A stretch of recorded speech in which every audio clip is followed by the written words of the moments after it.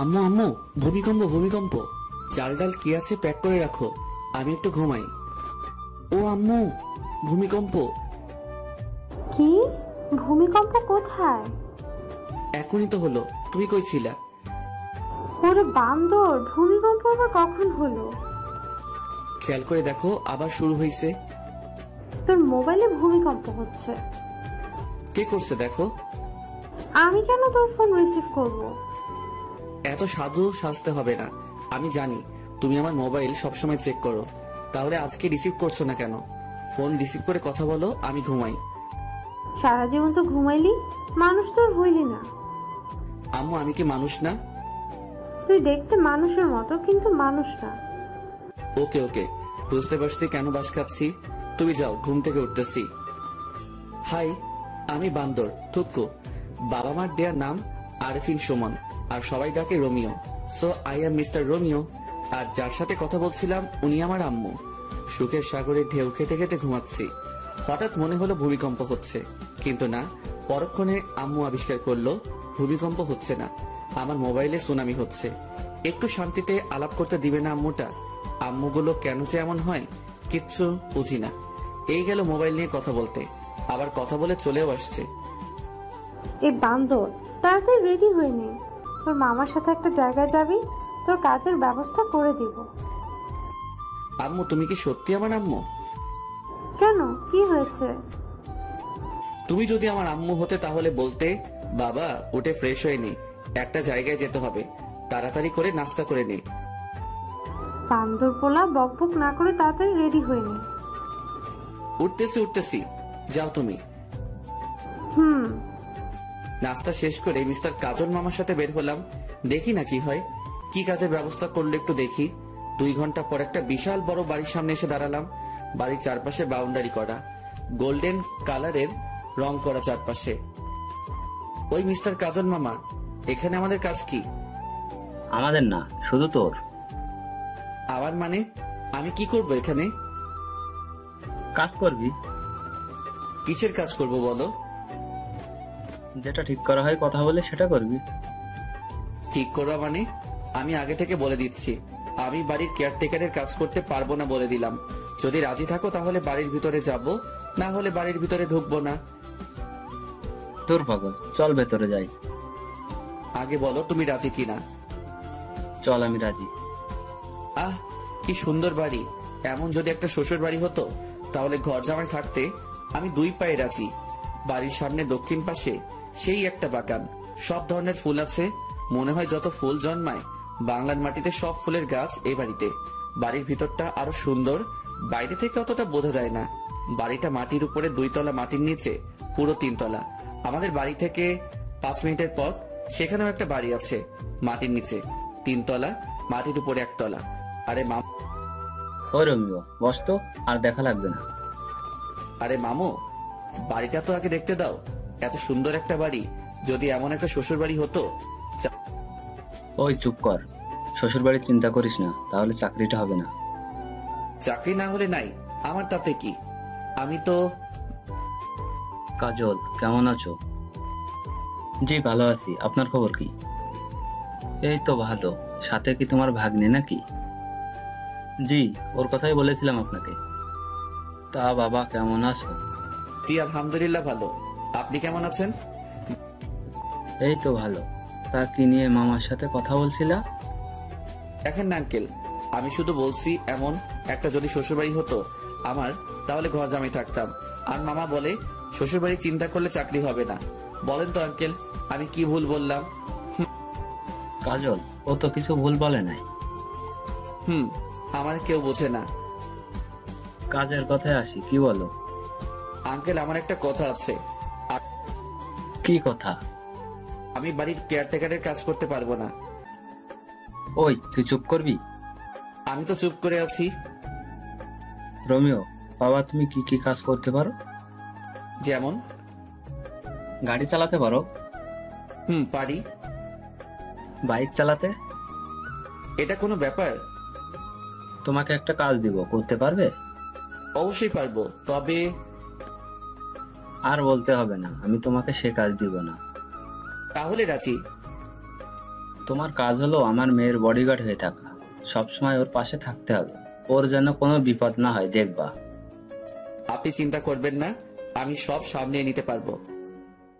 তাহলে বিকেলে চলে এসো, আর আসার সময় কিছু আনতে হবে না, সবকিছুর ব্যবস্থা আমি করে রাখবো।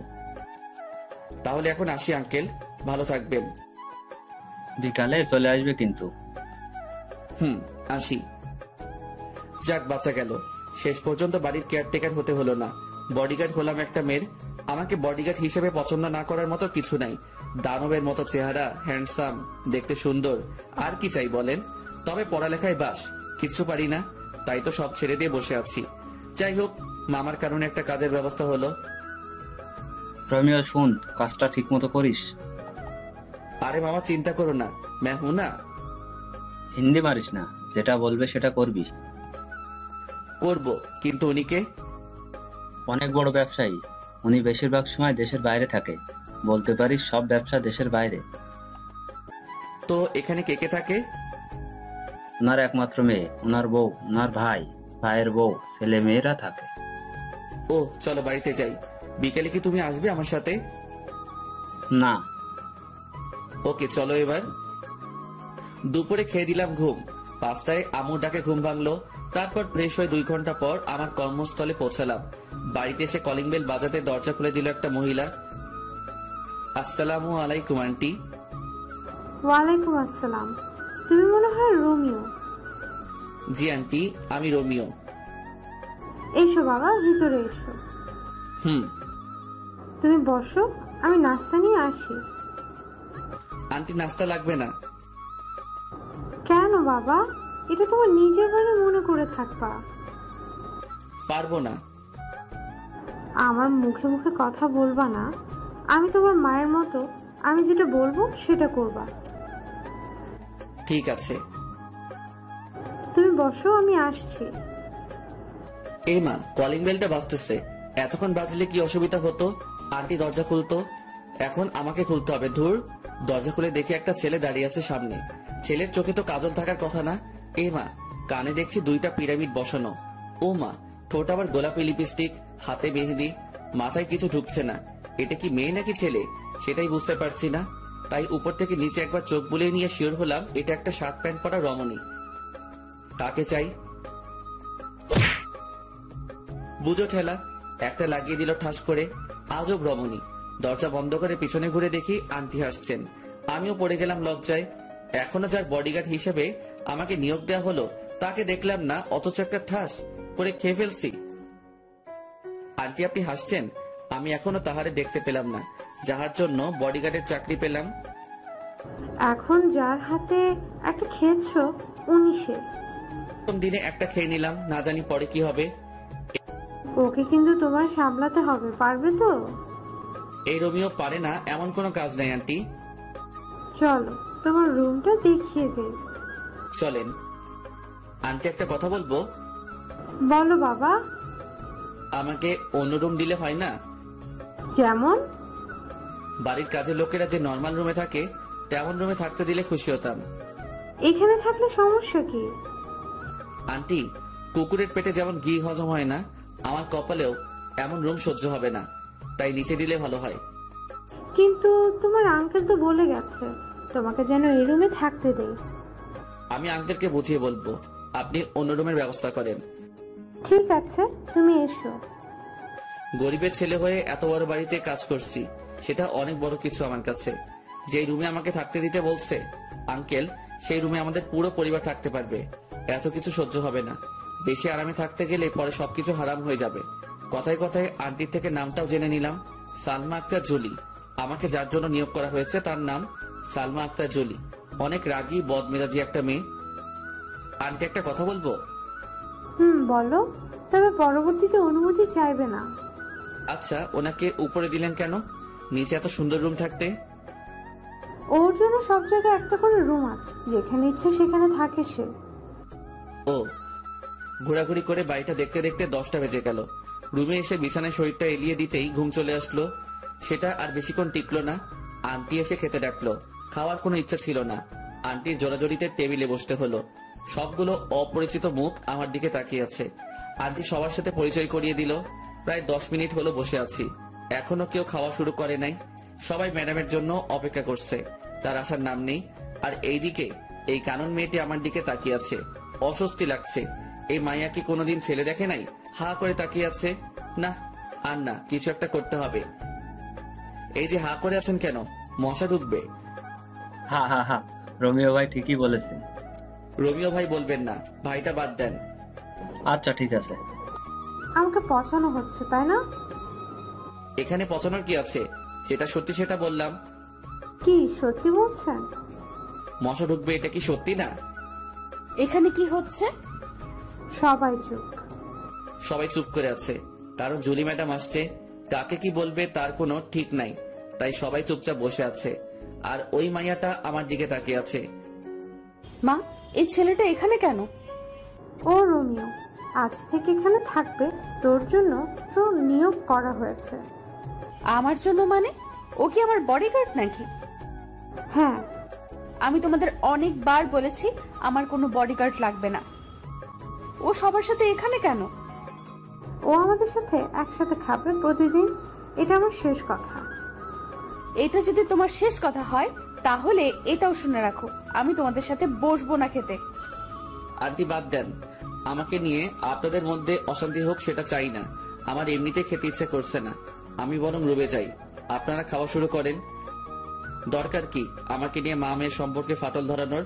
তাই উঠে চলে আসলাম। এখন থেকেই বুঝতে পারছি এই মেয়ের বডিগার্ড থাকতে হলে আমাকে অনেক কিছু সহ্য করতে হবে। এসব ভাবতে ভাবতে কখন ঘুমিয়ে পড়েছি মনে নেই। সকাল 6টায় মোবাইলে কাউয়ার ডাকে ঘুম ভাঙলো। মোবাইলে অ্যালার্ম টোন দিছি, কাউয়ার ডাক। উঠে শুরু করলাম দৌড়। দৌড়ানো শেষ করে আস্তে আস্তে অন্য ব্যায়াম শেষ করে 8টায় রুমে ঢুকলাম। রুমে ঢুকে দেখি কানন কি যেন খুঁজতেছে। এই যে কি খোঁজা হচ্ছে শুনি? না, কিচ্ছু না। তাহলে সকাল সকাল আমার রুমে কি? ইচ্ছে করছিল আপনাকে দেখতে। বাইরে থেকে যখন দেখলেন রুমে কেউ নেই, তাহলে ঢুকলেন কেন? এত কৈফিয়ত দিতে পারবো না, ইচ্ছে হলো তাই ঢুকছি। তাছাড়া এত জিম করে কি হবে? এমনি মেয়েরা লাইন ধরে থাকবে। আপনার কথা শেষ হলে আসতে পারেন, আমি চেঞ্জ করব। একটু পরে আবার ডিউটি শুরু হবে। চেঞ্জ করেন, কে বারণ করছে? আপনার সামনে করব নাকি? করলে ক্ষতি কি? বের হতে বলছি, বের হন। না, আমার সামনে চেঞ্জ করতেই হবে। কি বিয়াদব মেয়েরে মাইরি! কি হলো? চেঞ্জ করেন। আন্টি, কাউকে ডাকতে হবে না, যাচ্ছি আমি, পরে আবার আসবো। এই বলে দৌড়ে চলে গেল। দেখলেন তো পাঠকগণ, কি লুইচ্চা বেয়াদব ফাজিল মাইয়া। ফ্রেশ হয়ে নাস্তা করে দাঁড়িয়ে আছি জুলি ম্যাডামকে নিয়ে। ভার্সিটিতে যেতে হবে, অনার্স প্রথম বর্ষে পড়ছে। ওনার সামনে আমি হাঁটছি, বাইরে গাড়ি রেডি করা আছে। গিয়ে দরজা খুলে দিলাম, ভিতরে ঢুকে বসে পড়লো। আমি আল্লাহর নাম নিয়ে গাড়ি চালানো শুরু করলাম। 35 মিনিট পর গাড়ি নিয়ে ভার্সিটির গেটে পৌঁছালাম। ম্যাডাম, গাড়ি কি ভিতরে নিয়ে যাব? তুই জানিস না। ম্যাডাম, আমাকে তো কিছু বলা হয়নি তাই। চুপ, তুই আমাকে কোনো প্রশ্ন করবি না, শুধুমাত্র উত্তর দিবি, না হলে তোরে বিদায় করে দেব। শালার অহংকার, এত অহংকার কি করে জন্ম নিল? সামান্য একটা কথা তো জানতে চাইছি, আর কিছু তো আর না, তার জন্য এমন করতে হবে নাকি? গাড়িটা ভিতরে ঢুকিয়ে একটা ছায়াময় গাছের নিচে রাখলাম। ম্যাডাম নেমে কয়েকটা মেয়ের সাথে ক্লাসে চলে গেল। আমি এখনো ভিতরে বসে আছি, একবারও নামতে হয়নি। কালকে পর্যন্ত ম্যাডামের অন্য একটা বডিগার্ড ছিল, আজ থেকে আমি হলাম। ও কেন চলে গেল জানি না। বসে বসে এইসব ভাবছি, তখনই দেখলাম ম্যাডামের সাথে মেয়েগুলো সহ ম্যাডাম আসছে। একটু সামনে আসতে কয়েকটা ছেলে গিয়ে পথ আগলে দাঁড়ালো। ম্যাডামকে দেখছি, ভয় ভয় চোখে চারিদিকে তাকাচ্ছে। তখন মনে হলো, আরে আমাকে তো ওনার জন্য নিয়োগ দেওয়া হলো। তাড়াতাড়ি করে হাতে হকি স্টিকটা নিয়ে গাড়ি থেকে নেমে দিলাম দৌড়। আমাকে দেখা মাত্র ম্যাডাম ভয়ার্ত চেহারা চেঞ্জ হয়ে গেল, আর ছেলেগুলো তো ভার্সিটির গেটের দিকে দৌড় দিচ্ছে। ম্যাডাম, আপনি ঠিক আছেন তো? তোরে কি গাড়িতে বসে থাকার জন্য আমার বডিগার্ড করা হয়েছে? Sorry madam. ম্যাডাম ওনার বান্ধবীদের সাথে হাঁটছে। আমি এসে গাড়ির উপরে বসলাম আর ম্যাডামের দিকে লক্ষ্য রাখছি। মেয়েদের থেকে দূরে থাকতে বেশি ভালো লাগে। এখন তো পুরো একটা মেয়ের বডিগার্ড হয়ে গেলাম। তার সাথে সাথে হেঁটে তাকে গার্ড দেওয়ার থেকে এখান থেকে বসে দিচ্ছি। যত মেয়ে ঢুকছে গেট দিয়ে সবাই আমার দিকে তাকিয়ে আছে। আর কয়েকটা মেয়ে যে গাছটার নিচে গাড়ি দাঁড় করানো তার থেকে একটু দূরে বসে কি যেন বলছে আর তাকিয়ে আছে। এই মায়াগুলো কি কখনো ছেলে দেখে নাই? এমন ভাবে তাকিয়ে আছে মনে হচ্ছে কোনো এলিয়েন বসে আছি তাহাদের সামনে। ম্যাডামের অবস্থান দেখে নিলাম একবার। আমার দিকে সিংহের মতো থুক্কু সিংহীর মতো তাকিয়ে আছে। বুঝতে পারছি আজকে আমার খবর আছে। বাম পাশে তাকাতে দেখি 4টা চোখ আমার দিকে তাকিয়ে তাকিয়ে সামনে যাচ্ছে। মানে চশমা পরা একটা মেয়ে যাচ্ছে আমার দিকে তাকিয়ে থাকতে থাকতে। ট্যালেন্ট আছে মাইরি, কি সুন্দর করে তাকিয়ে আছে। হাঁটতে গিয়ে গাছের সাথে ধাক্কা খেলো। সবাই হেসে উঠলো যারা এটা লক্ষ্য করছে। আমার হাসা বারণ, তাই ইচ্ছা থাকা সত্ত্বেও হাসতে পারলাম না। বেচারির জন্য কষ্ট হচ্ছে। সবার সামনে পড়ে গেল, তাও আমাকে দেখতে দেখতে। প্রথম দিন শেষ হলো আরো নানা ধরনের কাহিনীর মাধ্যমে। বাড়িতে এসে ফ্রেশ হয়ে খেয়ে দিলাম একটা ঘুম। 6টায় উঠলাম ঘুম থেকে। আন্টি ডাক দিল ওনাদের সাথে আড্ডা দিতে। কেমন কাটলো প্রথম দিন? আর বলবেন না আন্টি, একটু হাসতে পারি নাই। কেন হাসতে পারেন নাই? বডিগার্ড তো তাই। কাহিনী কি সেটা বলেন। পুরো কাহিনীটা বললাম। সবাই হাসতে হাসতে শেষ। আন্টি আঙ্কেল কোথায়? উনি তো বিকালের ফ্লাইটে চলে গেছে। কেন? আন্টি আমাকে যদি কাজগুলো ভালোভাবে বুঝিয়ে দিতেন তাহলে ভালো হতো। কিছু বলে দিতে হবে না, তুমি সব সময় ওর পাশাপাশি থাকবে। ও যেখানে যাবে সেখানে যাবে। ও বারণ করার পরও তোমাকে তোমার দায়িত্ব পালন করতে হবে। আমার দায়িত্ব আমি যথাযথভাবে পালন করব। আমার মেয়েটার যেন কোনো ক্ষতি না হয়, তবে নিজের দিকেও খেয়াল রেখো। দোয়া করবেন আন্টি। কিছুক্ষণ আড্ডা দিয়ে বাইরে বের হলাম। নতুন এলাকা একটু রাতে ঘুরে দেখতে প্রায় 10টা বাজলো। বাড়িতে এসে কলিং বেল বাজানোর সাথে সাথে দরজা খুলে দিল কানন। কি মশাই, কোথায় ছিলেন? আপনাকে বলবো কেন? রমিও বাবা কি হলো, ভেতরে আসো। জি আন্টি আসছি। ফ্রেশ হয়ে খেতে বসলাম। ম্যাডাম আসছে না। আন্টির কাছে জানতে চাইলে আন্টি বলে ওনার জন্য খাবার পাঠিয়ে দেওয়া হয়েছে। খাওয়া শেষ করে ঘুম দিলাম। পরের দিন ঘুম থেকে উঠে প্রতিদিনের কাজগুলো শেষ করে নাস্তা করে বসে আছি। ম্যাডাম আসলে ভার্সিটির দিকে রওনা দিব। এই তো ম্যাডাম আসছে। তারই দরজা খুলে দিলাম। ম্যাডাম ঢুকলো, সাথে আসছে কানন। দরজা বন্ধ করেন কেন? আমি যাব। আপনি কোথায় যাবেন? আরে আমার সেম ইয়ার। ও দরজা খুলে দেন। আপনি নিজে খুলে ঢুকেন। জুলিকে বলবো নাকি? খুলে দিচ্ছি তো। শালার কপাল, কেন যে বডিগার্ডের চাকরি করছে আল্লাহ জানে। কখন যে ভার্সিটিতে এসে পড়ছি মনে করতে পারছি না। ম্যাডাম আর কানন নেমে চলে গেল। আজকেও দেখছি ছেলেগুলো পথ আগলে দাঁড়ালো। আজ এদের খবর আছে। স্টিকটা হাতে নিয়ে এগিয়ে গেলাম আর সব কয়টাকে ইচ্ছে মতো পিটালাম। তারপর একটা গাড়ি এসে ওদেরকে নিয়ে গেল। ম্যাডাম আর কানন আর কালকের মেয়েগুলো সবাই ক্লাসে চলে যায় আর আমি প্রিন্সিপালের রুমের দিকে পা বাড়ালাম। 30 মিনিট কথা বলার পর স্যার রাজি হলো। কথা বলছিলাম ম্যাডামের জন্য। ওনার বডিগার্ড হলাম মাত্র 2 দিন হলো। এর মধ্যে 2বার বিপদের মুখে পড়লো, তাই আর কোনো রিস্ক নিতে চাইলাম না। স্যারের সাথে কথা বলে অন্য সব স্যার ম্যাডামের সাথে আলোচনা করে সিদ্ধান্ত হলো যে ম্যাডামের সাথে ক্লাসে আমিও থাকবো। পরদিন ম্যাডাম আর কানন ক্লাসে যাওয়ার পর আমি গাড়িটা একটা গাছের নিচে রেখে ক্লাসরুমে প্রবেশ করলাম। সবাই তাকিয়ে আছে। আমার জন্য একটা চেয়ার রাখা আছে, ওটাতে গিয়ে বসলাম। সবাই পিছনে তাকিয়ে আছে। নিজেকে একটা এলিয়েন মনে হচ্ছে।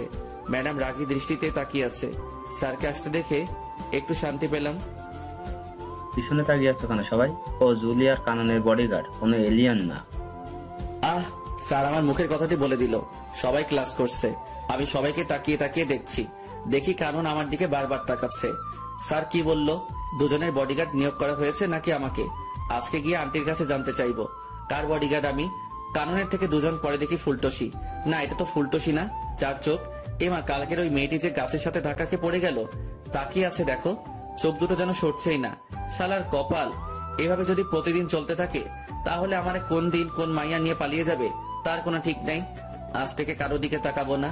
প্রথম ঘন্টা শেষ হতেই কানন লাফিয়ে লাফিয়ে আমার কাছে আসলো, সাথে আরো 4-5টা। এদের কারণে ম্যাডামকে দেখতে পারছি না। আপনি না খুব ভালো একটা কাজ করছেন, রুমে এসে পাহারা দিচ্ছেন।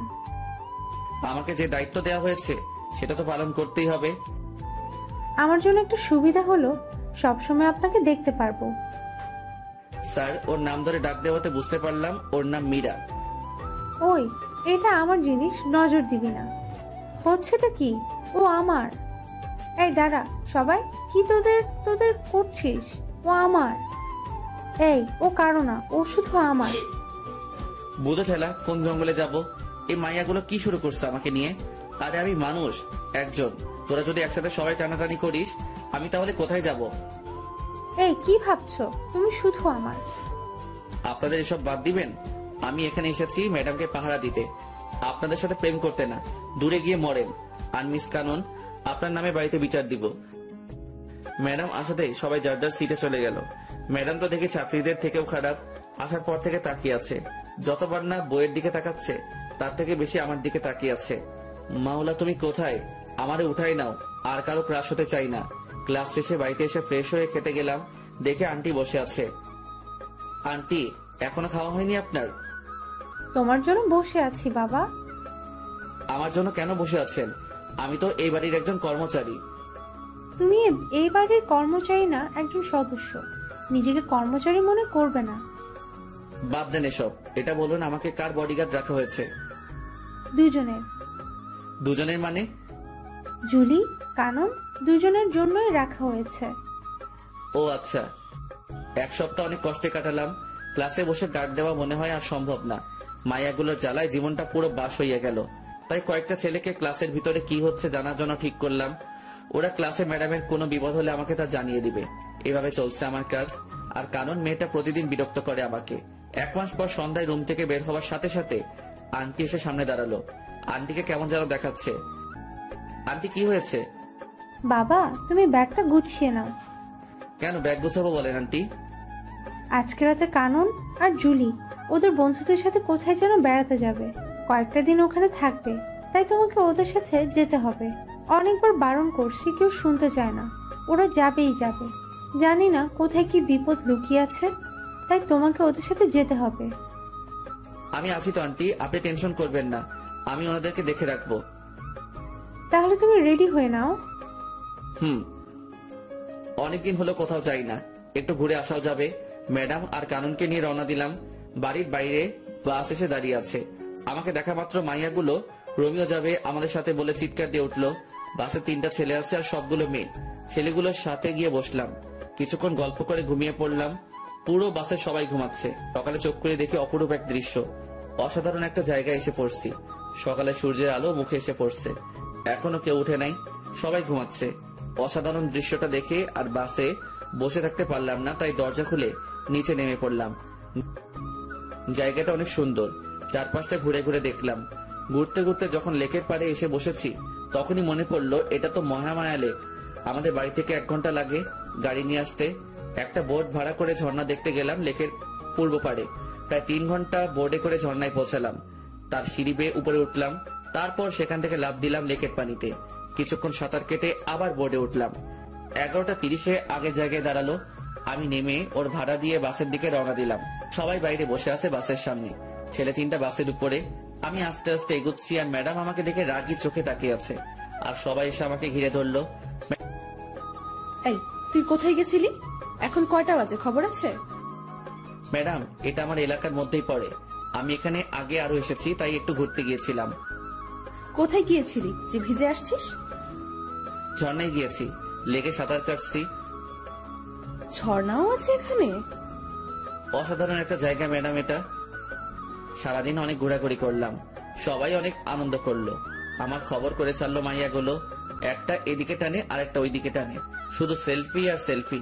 এই বলে সেলফি তুলবো, ও বলে সেলফি তুলবো। আমার জীবনটা শেষ করে দিবে এই মাইয়াগুলো। দুপুরে আমার পরিচিত একটা হোটেল থেকে খাবার এনে দুপুরে খেলাম সবাই মিলে। একটা জিনিস খারাপ লাগলো, সবাই অসাধারণ কাপড় পরে এসেছে আর ম্যাডাম জিন্স আর শার্ট পরে এসেছে, তাই খারাপ লাগলো। সন্ধ্যায় সবাই তাঁবু কাটানোর জন্য আলোচনা করছে। ম্যাডাম, এখানে রাতে থাকা যাবে না, ফিরে যেতে হবে। কেন, কি হয়েছে? এই জায়গাটা দিনে যতটা সুন্দর, রাতে ততটা ভয়ঙ্কর। আমরা এত মানুষ, কোনো কিছু হবে না। আপনাদের যদি থাকতে মন চায় তাহলে আপনারা থাকতে পারেন, আমি থাকবো না। তুই এখানে থাকবি, কোথাও যেতে পারবি না। এখানে থাকা সম্ভব না, আমি থাকবো না, ব্যাস। কোথায় যাবি? আমি আমার বাড়িতে চলে যাব। তুই আমার বডিগার্ড, আমি যা বলবো তাই করবি। আমি এক্ষুনি আন্টির সাথে কথা বলবো। আন্টি যা বলবে তা করব। Hello aunty. কি হয়েছে বাবা? আন্টি, এখানে থাকার কোনো জায়গা নেই। ম্যাডাম বলছে এখানে তাঁবু খাটাতে, কিন্তু জায়গাটা খুব খারাপ। সন্ধ্যার পর একটা মানুষের চিহ্ন থাকে না।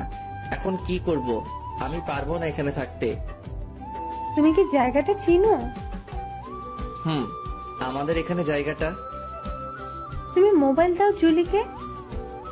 হুম, মাথা খারাপ নাকি? জীবনেও তো থাকবো না এখানে রাতে। এই জায়গায় যে থেকেছে রাতে সেই মরেছে। আমি বাবা এসবের মধ্যে নাই, এখনো বিয়ে করি নাই। বিয়ের আগে আমি পরলোক গমন করতে চাই না। কত স্বপ্ন ছিল, একটা বিয়ে করব, একটা ফুটবল টিমের বাবা হব। হে খোদা, আমি উপরে যেতে চাই না, আমি বাড়ি যাব। ওই কি বিড়বিড় করছিস? আমি মরতে চাই না, আমারই নিও না খোদা। ওই উল্টাপাল্টা কি বলিস? না ম্যাডাম, কিছু না। কথা বল। হ্যালো যমরাজ। রোমিও, কি হয়েছে বাবা? আমি তোমার আন্টি বলতেছি। ও আন্টি বলেন। তুমি সবাইকে নিয়ে চলে আসো। ধন্যবাদ আন্টি, আমি সবাইকে নিয়ে আসতেছি। সাবধানে এসো। হুম। ওই ড্রাইভার ভাই, তাড়াতাড়ি বাস চালু করো। নিজে বাসলে আম্মুর নাম থুক্কু, বাপের নাম। অবশেষে বাড়িতে এসে ঢুকলাম। সবাই বসে আছে।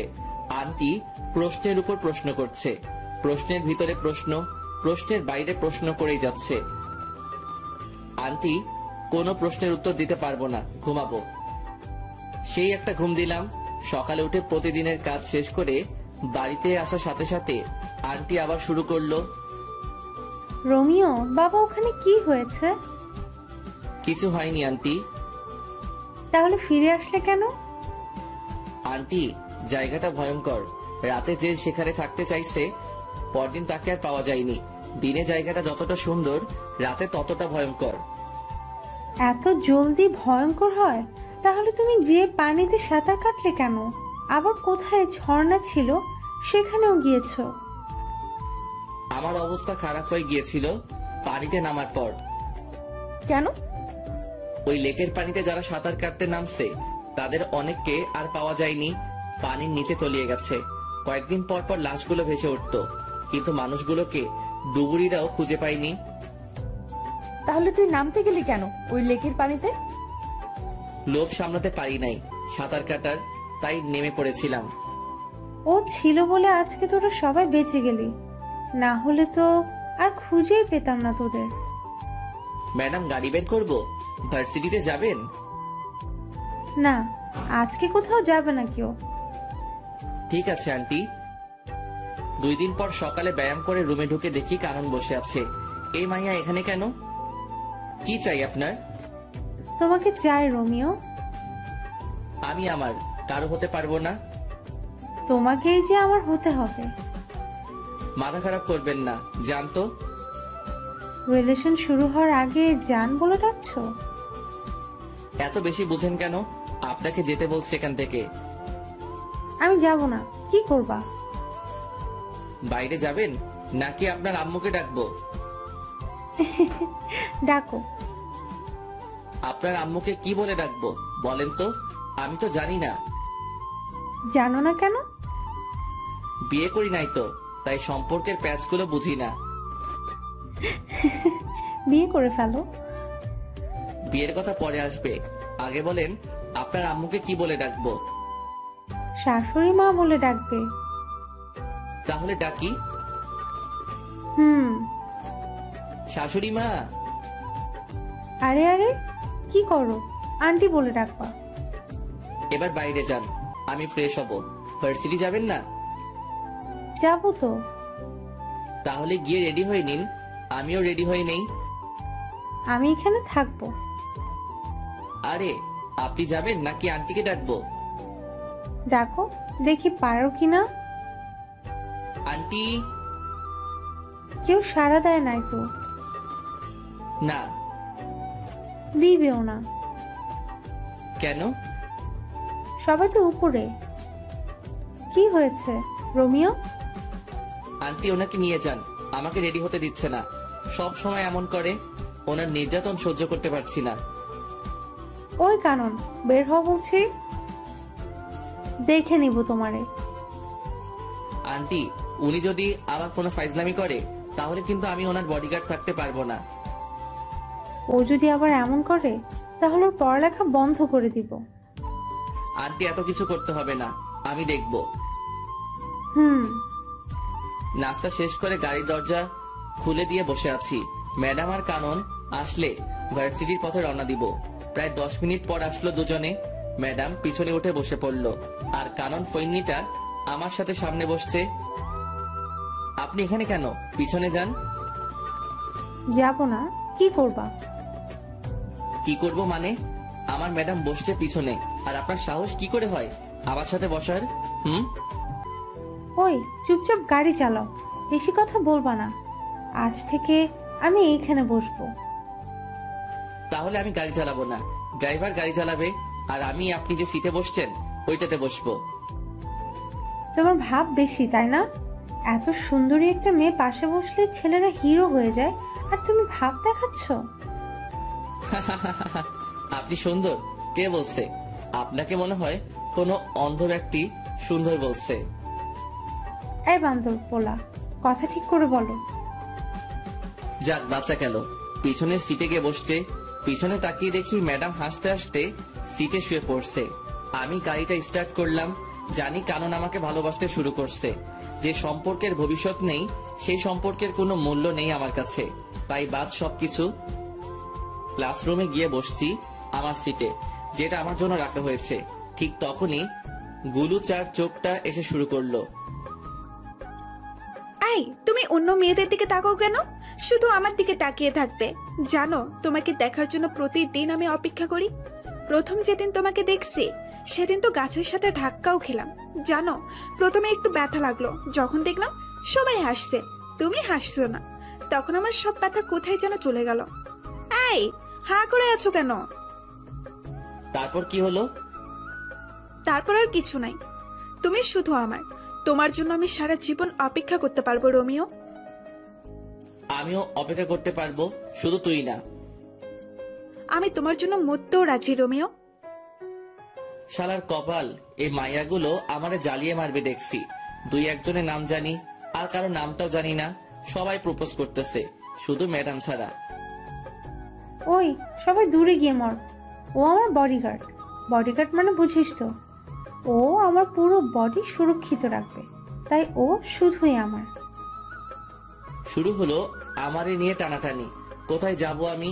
ইয়া মাবুদ, এই মাইয়াগুলোর বিয়ে হয় না কেন? কানা বোবা যে কারোর সাথে ওদের বিয়ে দিয়ে দাও, তবুও আমার মুক্তি দাও খোদা। এই ভাই, আপনাদের ক্লাসের মাইয়াগুলো এত লুইচ্ছা কেন? সবাই একটা ছেলের পিছনে পড়ে আছে, কিছু বলতে পারছেন না আপনারা? আমি চলে যাচ্ছি, আপনারা সামলান এদেরকে। বাপরে বাপ, অসহ্য। ক্লাস থেকে বের হয়ে গাড়িতে বসলাম। এটা সেটা করে সময় কাটিয়ে দিলাম। ক্লাস শেষে বাড়িতে আসলাম। আঙ্কেল এসেছে, যাক একটু বসে কথা বলা যাবে। কেমন আছো রোমিও? জি স্যার, ভালো। স্যার বলবা না, আঙ্কেল বলবা। আমি আপনার এখানে কাজ করি, আপনি আমার স্যার। তুমি আমার ছেলের মতো, তুমি আঙ্কেল বলে ডাকবে। আচ্ছা ঠিক আছে। আপনি কেমন আছেন বলেন? এই তো আলহামদুলিল্লাহ। তোমার সময় কেমন কাটছে? প্যারাময় জীবন কাটাচ্ছি। কিছু বললা? না আঙ্কেল, কিছু বলি নাই। যাও ফ্রেশ হয়ে এসো, একসাথে খাবো। ফ্রেশ হয়ে খেতে গেলাম। সবাই বসে আছে, একটা চেয়ার খালি আছে, তাও ম্যাডামের পাশে। না, ওটাতে বসা যাবে না, এমনিতেই রেগে আছে আমাকে এখানে দেখে। আবার যদি পাশে বসি তাহলে তো খবর আছে। রোমিও দাঁড়িয়ে আছো কেন? বসো। আরে রোমিও ভাই বসো, আমরা সবাই বসে আছি তো। না, আমি এখানে ঠিক আছি। রোমিও বসবে কি করে? জুলি তো একটাই বসছে, আরেকটাতে পা দিয়ে আছে। আন্টি, আমি এখানে ঠিক আছি তো? না, কিছু ঠিক নেই, তুমি এখানে বসবে। জুলি, পা নামিয়ে বসো। আন্টি, আমি এখানে বসবো না। তাছাড়া আমি একজন কর্মচারী, আমাকে মালিকদের সাথে বসে খাওয়া মানায় না। আমি আমার রুমে খাবো। বেশি কথা বলবা না, যেটা বলছি সেটা করো। জুলির পাশে বসো। আর শোনো, তুমি এ বাড়ির কর্মচারী না, আর যেন না শুনি এমন কথা। যাক, পা নামালো। রোমিও, আমি আবার চলে যাবো এখন, জুলির খেয়াল রেখো। আঙ্কেল আমি আছি তো, আমি সব সামলে নিব। তুমি আসো বলে তো এখন আমি নিশ্চিন্ত। খাওয়া শেষ করা পর্যন্ত রাক্ষসীর মতো তাকিয়েছিল, মনে হচ্ছে আমাকে একা পেলে মশলা না মাখিয়ে খেয়ে ফেলবে। ম্যাডামের তাকানো দেখে বুঝতে পারছি আমার কপালে খারাপই আছে। খেয়ে সোজা বিছানায় দিলাম লম্বা করে ছোট একটা ঘুম। কতক্ষণ ঘুমাইছি জানি না। ঠান্ডা ঠান্ডা লাগছে কেন? ছাদ ফুটো হয়ে গেল নাকি? তাকিয়ে দেখি ম্যাডাম। না ম্যাডাম আমার রুমে কেন আসবে? স্বপ্ন দেখছি না তো? চিমটি কেটে দেখি, না না এটা স্বপ্ন না, সত্যি। রাগী দৃষ্টিতে তাকিয়ে আছে, চোখ দিয়ে আগুনের ফুলকি বের হচ্ছে। হাতে বালতি কেন? তাহলে কি ম্যাডাম পানি ঢেলে দিল আমার গায়ে? কিন্তু কেন এমনটা করলো? আবুলের মতো তাকিয়ে আছিস কেন? কি করব ম্যাডাম? আমি শপিং করতে যাব। তো আমি কি করব? কি করবি মানে? তোরে কেন রাখা হয়েছে জানিস না? সরি ম্যাডাম, আমি ফ্রেশ হয়ে আসছি, 2 মিনিট সময় দেন। 2 মিনিট থেকে 1 সেকেন্ড লেট করলে দেখবি তোরে কি করি। শালার কি কপাল, ঘুমানোর অপরাধেও থাপ্পড় খাচ্ছি। তাড়াতাড়ি করে ফ্রেশ হয়ে এসে রেডি হলাম। রুম থেকে বের হয়ে দেখি ম্যাডাম সোফায় বসে আছে। ম্যাডাম চলুন। 12 সেকেন্ড লেট করে এসেছিস। Sorry madam. 12 সেকেন্ড লেট করে 12টা থাপ্পড় খেতে হলো। হয়তো দুপুরে ওনার পাশে বসে খেয়েছি বলে ভালোই শাস্তি দিচ্ছে। কোনোদিন ভুলেও আর টেবিলে বসে খাবো না। 4:30টায় বের হয়েছি আর এখন বাজে 7টা। ম্যাডামের পিছন পিছন হাঁটতেছি, একবার এ দোকানে আরেকবার ওই দোকানে ঢুকতেছে। এখনো একটা কিছুই নিল না। কেউ একজনকে দেখলাম, কে হতে পারে? এই তো আবার দেখলাম লুকিয়ে গেছে ওই দাঁড়িয়ে থাকা পুতুলের পাশে। ওকে ধরতে গিয়ে পিছনে তাকিয়ে দেখি ম্যাডামকে মারতে আসছে। পিছন থেকে ছুরি নিয়ে কোনো মতে দৌড়ে গিয়ে ম্যাডামকে হালকা ধাক্কা দিয়ে সরিয়ে নিলাম। কোপটা আমার ডান হাতে লাগলো। সে অবস্থায় ম্যাডামকে নিয়ে দৌড়াচ্ছি। শপিং মলের অনেক ভিতরে চলে গিয়েছিল, তাই গাড়ির কাছে যেতে সময় লাগছে। বাম হাতে ম্যাডামকে শক্ত করে ধরে রেখে দৌড়াচ্ছি। ম্যাডাম চিৎকার করে উঠছে। তাকিয়ে দেখি ম্যাডামকে ছুরি মেরে দিচ্ছে। টেনে সামনে নিয়ে আসলাম। ছুরিটা আমার বাম হাতে ঢুকে গেছে। সামনে মানুষের ভিড়ে যেতে একটু কষ্ট হচ্ছিল। তখন পিছন থেকে একটা কোপ খেলাম। আর একটু এগিয়ে যাওয়ার পর ম্যাডাম পড়ে গেল। টেনে তুলে দেখি দাঁড়াতে পারছে না, তাই কোলে তুলে নিয়ে দৌড় শুরু করলাম। একটু দৌড়ানোর পর আর পারছি না কোলে তুলে রাখতে, তাই পিঠে নিয়ে দিলাম দৌড়। কোনো মতে গাড়ির দরজা খুলে ম্যাডামকে ঢুকিয়ে দিলাম। তখন খেয়াল করলাম ম্যাডামের দিকে।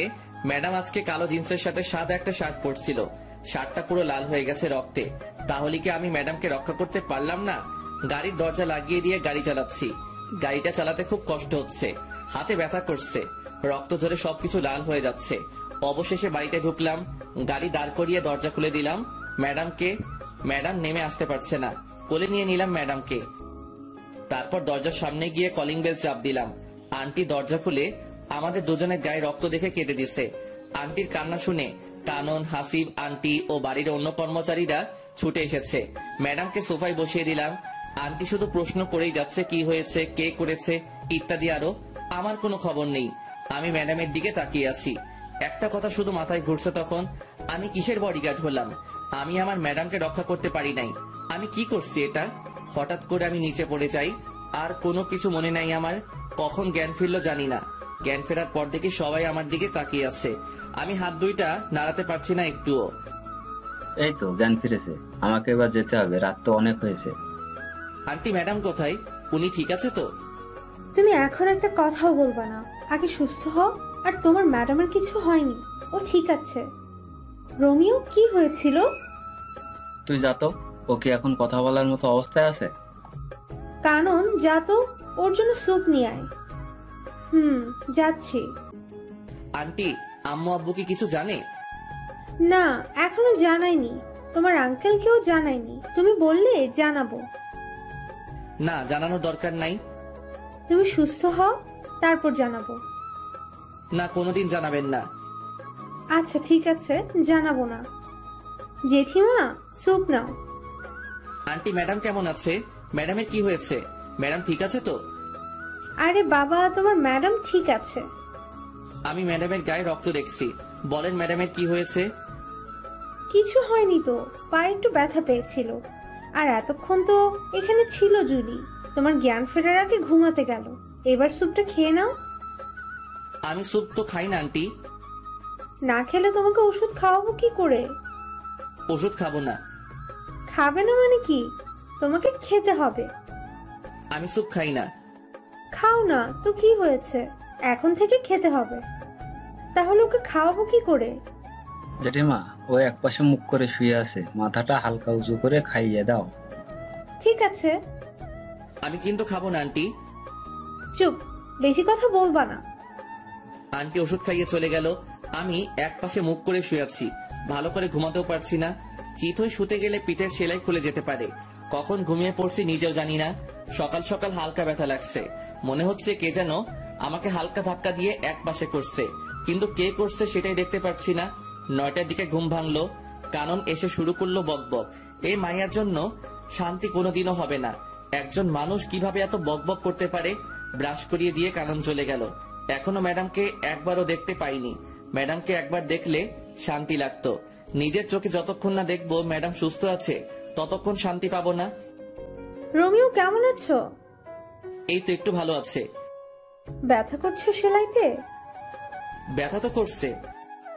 তা তো করবে, 3টে কোক খেয়েছো। আচ্ছা কি হয়েছিল বলো তো?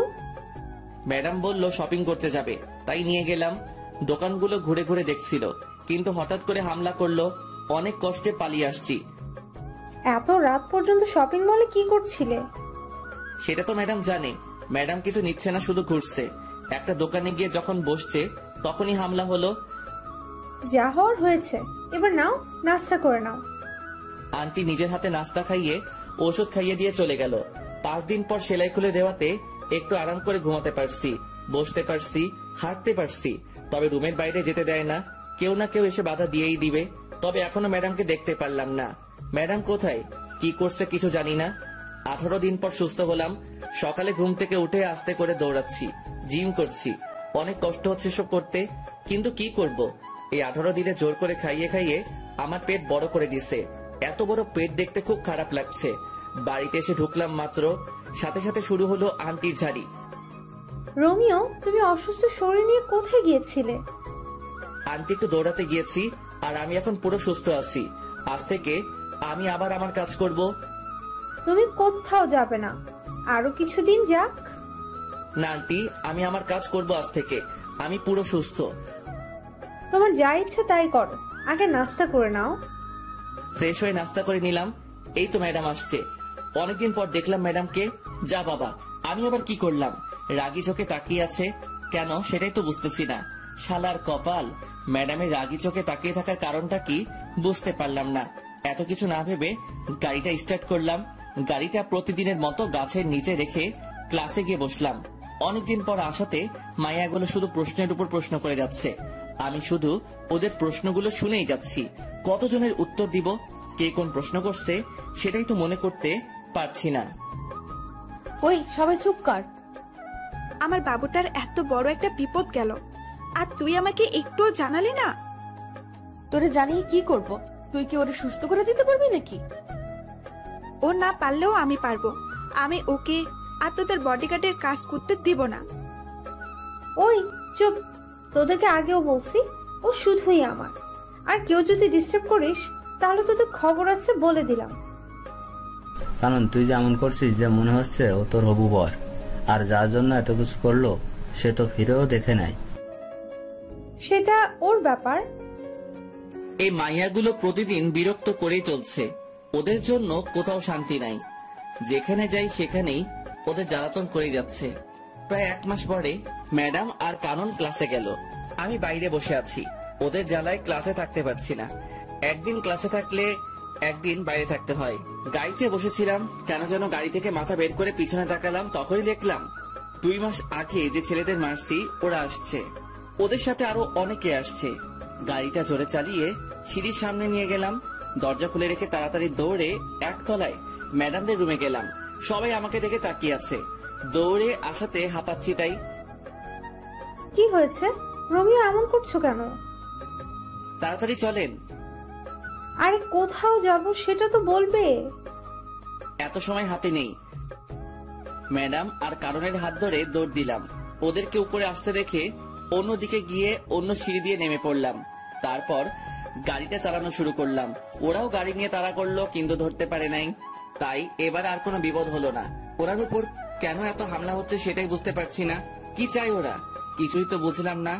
বাড়িতে এসে দেখি আঙ্কেল এসেছে। আসসালামু আলাইকুম আঙ্কেল। ওয়ালাইকুম আসসালাম। বাবা কেমন আছো? এই তো আঙ্কেল, আপনাদের দোয়ায় ভালো আছি। আপনি কেমন আছেন? আমিও ভালো আছি। তা তোমার কাজ কাম কেমন চলছে? জি ভালো। ভালোভাবে করো আর নিজের খেয়াল রেখো। আঙ্কেল একটা কথা বলার ছিল। কি বলবা বলো। না আঙ্কেল কিছু না। কে হামলা করে ম্যাডামের উপর সেটা জানতে চাইছিলাম। এটা জানতে চেয়ে যদি পরে কিছুদিন আগে ঘটে যাওয়া বিষয়টা যদি সামনে চলে আসে, থাক বাবা, কেঁচো খুঁজতে গিয়ে সাপ বের করার কোনো ইচ্ছে নেই। রোমিও কি ভাবছো? কিছু না আঙ্কেল। তোমার দুই হাতে কাটার দাগ কেন? আগে তো কোনোদিন দেখি নাই। আঙ্কেল তেমন কিছু না, পড়ে গিয়ে কেটে গেছে। তুমি কি আমাকে বোকা পাইছো? আমি দেখেছি অনেকটা কেটেছে। এটা পড়ে গিয়ে হয়নি। কি হয়েছে বলো তো। আঙ্কেল কিছু না, ফ্রেশ হয়ে আসি আমি। সত্যি করে বলো কি হয়েছে। আমি বলছি কি হয়েছে। Aunty please. রোমিও চুপ করো, আমাকে আজকে বলতে হবে। আন্টি। কোনো কথা বলবা না রোমিও, আমাকে বলতে দাও। আর আজকেও যে হামলা করতে চেয়েছিল, রোমিওর জন্য পারে নাই। ও দুজনকে নিয়ে পালিয়ে আসছে। আন্টি সবটাই যখন বলে দিলেন, তাহলে এটা বলেন এসবের পিছনে কে আছে? বাবা, আমাদের চারিদিকে অনেক শত্রু, ওরা এসব করেছে। আঙ্কেল আমি ফ্রেশ হয়ে আসি। যাও, আমি অপেক্ষা করছি। আঙ্কেল আপনারা খেয়ে নিন, আমি খাবো না। কেন বাবা? আমার খেতে ইচ্ছে করছে না, আমি ঘুমাবো একটু। আপনারা খেয়ে নিন। কি আর করা, তবে রাতে একসাথে খাবো। সেটা তখন দেখা যাবে। রুমে এসে ফ্রেশ হয়ে দিলাম সেই একটা ঘুম। 6টার সময় ঘুম থেকে উঠে ফ্রেশ হয়ে একটু ঘোরাঘুরি করে বাসায় আসলাম। রোমিও এখানে এসো, একটু আড্ডা দিব। আঙ্কেল আমি এখানে ঠিক আছি তো। আরে এসো তো। বসো, একটা কথা বলছি শোনো। আমি জুলির বিয়ে দিয়ে দেবো। আঙ্কেল এটা কি বলেন? ম্যাডামের তো এখনো পড়ালেখা শেষ হয়নি, এখন বিয়ে দিয়ে দিলে ওনার ক্যারিয়ারের কি হবে? ক্যারিয়ার পরে, আগে আমি আমার মেয়ের জন্য সুরক্ষা চাই। আমি আমার এক বন্ধুর ছেলের সাথে ওর বিয়ে ঠিক করেছি। ও আমেরিকাতে থাকে। বিয়ের পরে জুলিকে নিয়ে যাবে আমেরিকায়। ওখানে আমার মেয়ে সুরক্ষিত থাকবে। ওরা কি জুলিকে বিয়ের পরে পড়াবে? সেটা ওদের ব্যাপার। আমি এই মাসের মধ্যেই বিয়ে দিয়ে দেবো জুলির। তুমি যা ভালো বুঝবে তাই করো। যাক বাবা, আমাকে আর বডিগার্ডের চাকরি করতে হবে না। ম্যাডামের বিয়ে হয়ে গেলে বাড়িতে গিয়ে নাকে তেল দিয়ে ঘুমাবো। রোমিও আসবো? এসে তো পড়েছেন, আবার আসবো বলে দরকার কি?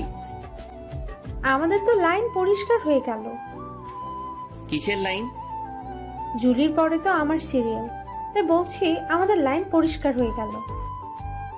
ম্যাডামের পরে আপনার সিরিয়াল ঠিক আছে, তাতে আমাদের লাইন পরিষ্কার হবে কেন? আমাদের লাইন পরিষ্কার হবে না কেন? আমি তো তোমাকে ছাড়া অন্য কাউকে বিয়ে করব না। কি? শোনো নাই, আবার বলছি, আমি তোমাকে বিয়ে করব। জীবনেও না। কেন করব না? আমার কোন দিক দিয়ে কমতি আছে? আমি আপনাকে কেন বিয়ে করতে যাব? তাছাড়া আপনার মতো পেটনিকে বিয়ে করে কথা তো ভাবতেও পারি না। ওই রোমিও, আমি পেতনি না, পেটনি রানী। তোরে আমি দেখে নিব রোমিও। ভাগেন তো। দাঁড়া, তোর খবর আছে। এটার খবর? কোন চ্যানেল? সংবাদ পড়বে কে? রিপোর্টার কে? ক্যামেরাম্যান কে? বিরক্তিকর ছেলে একটা। রাগে হন হন করে চলে গেল কানন। একটু লজ্জাও নাই মাইয়ার, এসে বিয়ের প্রস্তাব দিচ্ছে। আমি জীবনেও তো এই মাইয়ারে বিয়ে করব না। আমি গরিবের সন্তান, গরিবের কোনো মেয়েকে বিয়ে করব সেটাই ভালো আমার জন্য। আমি বাবা এসব বড় লোকের মেয়ের পিছনে নেই, এমনিতে বিন্দাস আছি। রাতে আঙ্কেল এসে ডেকে গেল খেতে, ইচ্ছে না থাকা সত্ত্বেও যেতে হলো। গিয়ে দেখি সবাই আমার জন্য বসে আছে। ম্যাডামকেও দেখতেছি। ওই দিন একসাথে বসে খাবার খাওয়ার অপরাধে ঘুমাতে দিল না, সাথে 12টা থাপ্পড় দিল। ভুলেও তো সবার সাথে বসে খাবো না, এমনিতে প্রতিদিন সবার সাথে খেতে হয়। আঙ্কেল থাকে না আর ম্যাডাম নিচে আসবে না, তাই ম্যাডামের জন্য খাবার পাঠিয়ে দেওয়া হতো উপরে। রোমিও কি ভাবছো? বসো। না আঙ্কেল আমি ঠিক আছি। ঠিক আছে মানে কি? বসতে বলছি বসো। আঙ্কেল আমি বসবো না, আমার খাবারটা আমাকে দিয়ে দিন, আমি সোফায় বসে খেয়ে নেই। আমাদের সাথে বসতে কোনো সমস্যা? আঙ্কেল সমস্যা কিছু না, এমনিতেই ইচ্ছে করছে না। আচ্ছা ঠিক আছে, তুমি সোফায় বসো। একটু পরে রোমিও, জুলির বিয়ের সবকিছুর দায়িত্ব কিন্তু তোমার। আঙ্কেল আমার মনে হয় না আমি পারবো কিছু করতে, আমাকে ছেড়ে দিন। রোমিও, তুমি পারবে। আমাদের বিশ্বাস তুমি সবটা সামলে নিতে পারবে। আমার কিন্তু তা মনে হয় না আন্টি, আমাকে মাফ করবেন। কোনো কথা শুনতে চায় না, তোমাকে সবকিছু করতে হবে। যদি কোনো কিছু ভুল হয় তখন কিন্তু আমি দায়ী না। ঠিক আছে। তাহলে দায়িত্ব নিয়ে নিলাম, তবে একটা শর্ত আছে। আবার কি শর্ত? ম্যাডামের বিয়ের পর কিন্তু আমি চলে যাব। ম্যাডামের বিয়ে হয়ে গেলে তো আমার আর কোনো কাজ নেই এখানে। সেটা তখন দেখা যাবে। কিন্তু বিয়েটা কবে আঙ্কেল? সোমবার। হাতে মাত্র সময় 2 দিন, 2 দিনে এত কিছু করব কি করে? তোমার যেভাবে ইচ্ছা সেভাবে করবে, যত টাকা লাগবে আমি দেব, তুমি শুধু আয়োজন করো। চেষ্টা করব। কথা বলতে বলতে খাওয়া শেষ করে ম্যাডামের দিকে তাকিয়ে দেখি চোখ দুটি বড় বড় করে তাকিয়ে আছে। হাতের কাছে পেলে আমাকে মনে হয় কাঁচা খেয়ে ফেলবে। কি মেয়ে রে বাবা, বিয়ে কি আমি ঠিক করছি নাকি? আমি কি বলছি আঙ্কেলকে যে ম্যাডামকে বিয়ে দিয়ে দিতে? এসব তো ম্যাডামের বাবা মানে আঙ্কেল করছে ম্যাডামের জন্য। তাহলে উনি কেন এমন সিংহীর মতো তাকিয়ে আছে? বিয়ে করার ইচ্ছা না থাকলে বলে দিতে পারছে না? ওইদিকে তাকিয়ে দেখি কারণ চোখ দাঁত কেলাচ্ছে। এই মাইয়ার কোনো কিছুই মাথায় ঢুকে না, বড়ই আজীব এক জন্তু। যতটুকু পেরেছি ততটুকু করছি, এর বাইরে কিছু করা সম্ভব না। এত কম সময়ের মধ্যে যে এত কিছু করতে পেরেছি সেটাই বা কম কিসের? যাক, আর বডিগার্ডের কাজ করতে হবে না। আজকে গায়ে হলুদ, কালকে ম্যাডামের বিয়ে। কি আনন্দ আকাশে বাতাসে। আর পারি না, ম্যাডামকে হলুদ লাগাতে ব্যস্ত সবাই, আর আমি আমার কাজ নিয়ে আছি। কিছুক্ষণ পর কানন সহ একদল রমণী আমার দিকে সারের মতো তেড়ে আসছে। প্রথমে মনে হলো এমনি হলুদ ছোঁয়াছুঁই করার জন্য দৌড়াচ্ছে, পরক্ষণে খেয়াল করে দেখলাম রমণীদের নজর খারাপ, সবার নজর আমার উপর। তার মানে ওরা আমাকে হলুদ লাগাতে আসছে। দৌড়া রোমিও দৌড়া। দৌড়াতে দৌড়াতে গিয়ে খাটের নিচে লুকালাম, তবু বাঁচতে পারলাম না। আন্টি আমাকে লুকাতে দেখে গিয়েছে। কানন জানতে চাওয়ার সাথে সাথে বলে দিচ্ছে। হলুদের অনুষ্ঠান শেষ হয়ে যাওয়ার পর গিয়ে শুয়ে পড়লাম। আজকে থেকে কালকে কাজের চাপটা একটু বেশি, একটু না অনেক বেশি থাকবে। ঘুম থেকে উঠে ফ্রেশ হয়ে নাস্তা করে কাজের তদারকি শুরু করতে হলো। এদিকে কাজের তদারকি করছি, আবার ম্যাডামের বডিগার্ডের কাজও করছি। বলা যায় না কখন কে অ্যাটাক করতে পারে। দেখতে দেখতে 2টা বাজলো। বর আসার কোনো খবরই নেই। আঙ্কেল ফোন দিয়ে যাচ্ছে 2টার পর থেকে, কিন্তু কেউ ফোন তুলছে না। অবশেষে বিকাল 4টায় ফোন তুলে জানায় যার সাথে বিয়ে হওয়ার কথা সে 2 বছর আগে বিয়ে করে ফেলছে। আঙ্কেল অনেকক্ষণ কি নিয়ে যেন ভাবলো। প্রায় 15 মিনিট পর এসে আমাকে ডেকে রুমে নিয়ে গেল। রোমিও, তুমি বাবা আমার মেয়েটাকে বিয়ে করো। কিভাবে সম্ভব আঙ্কেল? তুমি চাইলে সম্ভব। আঙ্কেল আমি আপনার সব কথা মানতে পারবো, কিন্তু বিয়েটা করতে পারবো না। কিন্তু কেন? আঙ্কেল আমি এখন ম্যাডামকে বিয়ে করলে খাওয়াবো কি, রাখবো কোথায়? তাছাড়া আমি গরিবের সন্তান। আমার সাথে যদি ম্যাডামের বিয়ে দেওয়া হয় তাহলে আপনার মান সম্মান কোথায় গিয়ে দাঁড়াবে আপনি ভেবে দেখুন। আমি তো আমার মেয়ের ভালো চাই, ও তোমার কাছে থাকলে ভালো থাকবে, সুরক্ষিত থাকবে। কিন্তু কোনো কিন্তু না, তুমি গিয়ে রেডি হয়ে এসো, আমি এখানে আসি। অবশেষে আমি বিয়ের পিড়িতে। আঙ্কেল নিজে হাত ধরে নিয়ে গিয়ে ম্যাডামের পাশে বসিয়ে দিল। আমি জানি আমাকে বিয়ের পোশাকে দেখে অনেক মেয়ের কষ্ট হচ্ছে, কিন্তু আমার তো কিছু করার নেই। আব্বু আম্মুকে দেখলাম অনেক খুশি। আঙ্কেল অনেকক্ষণ কথা বললো দুজনের সাথে, কি বলছে কে জানে। ম্যাডামের পাশে বসার পর প্রথমে চোখ পড়লো কাননের দিকে। মেয়েটির চোখ দিয়ে পানি পড়ছে। আমি জানি যে ও আমাকে সত্যি অনেক ভালোবাসে, কিন্তু কি থেকে কি হয়ে গেল। তবে আমি একটু জিনিস এখন থেকে বুঝতে পারছি যে এই বিয়েটার পর থেকে আমার কপালে অনেকগুলো থাপ্পড় আছে। কয়টা আছে সেটা জানি না। বিয়ের সব আনুষ্ঠানিকতা শেষে ম্যাডামকে রুমে নিয়ে গেল। আমি টুপ করে আমার রুমে ঢুকে বিয়ের পোশাক ছেড়ে একটা জিন্স আর টি শার্ট পরে বাইরে বের হলাম। এদিক সেদিক ঘোরাঘুরি করছি, কিছু মাথায় ঢুকছে না। রাত 10টায় বাসায় ঢুকলাম। এত রাত করে বাড়ি ফিরাতে কেউ দেখেনি। রোমিও, কোথায় গিয়েছিলে? একটু বাইরে গিয়েছিলাম। তোমাকে তো বিয়ের পর থেকে খুঁজে পাওয়া যাচ্ছে না, কোথায় ছিলে? ভালো লাগছে না তাই একটু বাইরে বের হয়েছিলাম। বুঝলাম। এখন খেতে আসো। জি ম্যাডাম, খাবেন আন্টি? জুলি, এখন থেকে তোমার বউ ম্যাডাম না, ঠিক আছে? আর আমাদের দুজনকে তুমি মা বাবা বলে ডাকবে। আগে ম্যাডাম আমাকে মেনে নিক, তারপর ভেবে দেখব। তাও ঠিক বলছো, এখন খেয়ে নাও। কারণ চুপচাপ খাচ্ছে আর বারবার আমার দিকে তাকাচ্ছে। আমি জানি মেয়েটি অনেক কষ্ট পেয়েছে। ভালোবাসার মানুষটা অন্য কারো হয়ে যেতে দেখলে কে বা ভালো থাকতে পারে। খুব কষ্ট হচ্ছে কাননের জন্য, কিন্তু আমার কিছুই করার নেই। চুপচাপ খেয়ে নিলাম।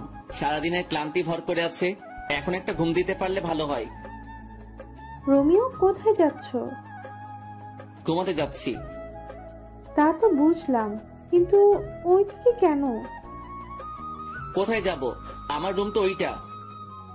আজ থেকে তোমার আর জুলির রুম একটা, আর আজকে তোমাদের বাসর রাত। তুমি উপরে জুলির রুমে যাও।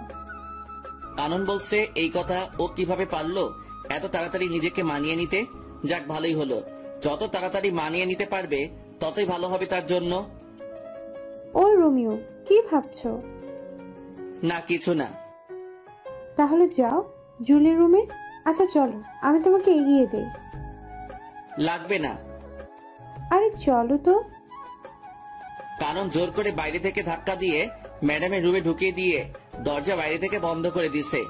আমার এখন কি করা উচিত আমি বুঝতে পারছি না। সোফায় গিয়ে শুয়ে পড়বো নাকি ম্যাডামের সাথে কথা বলবো? রুমের মধ্যে পায়চারি করছি আর ভাবতেছি কি করব। এদিকে ম্যাডাম আমার দিকে তাকিয়ে আছে, আমার গতিবিধির উপর নজর রাখছে। প্রায় 45 মিনিট ভেবেও কিছু পেলাম না। আরো 5 মিনিট পর ম্যাডাম প্রথম মুখ খুলল। বান্দরের মতো লাফাচ্ছিস কেন? ম্যাডাম, লাফাচ্ছি না তো, ভাবছি। কি ভাবছিস? বলা যাবে না। না বললে নাই, তোর কথা শোনার শখ আমার নাই। ম্যাডাম, আজকের এই বিয়ের জন্য আমি দায়ী না। তাহলে কে দায়ী বল? আপনার বাবা, উনি জোর করে বিয়ে দিছে। আমি কি করব বলেন?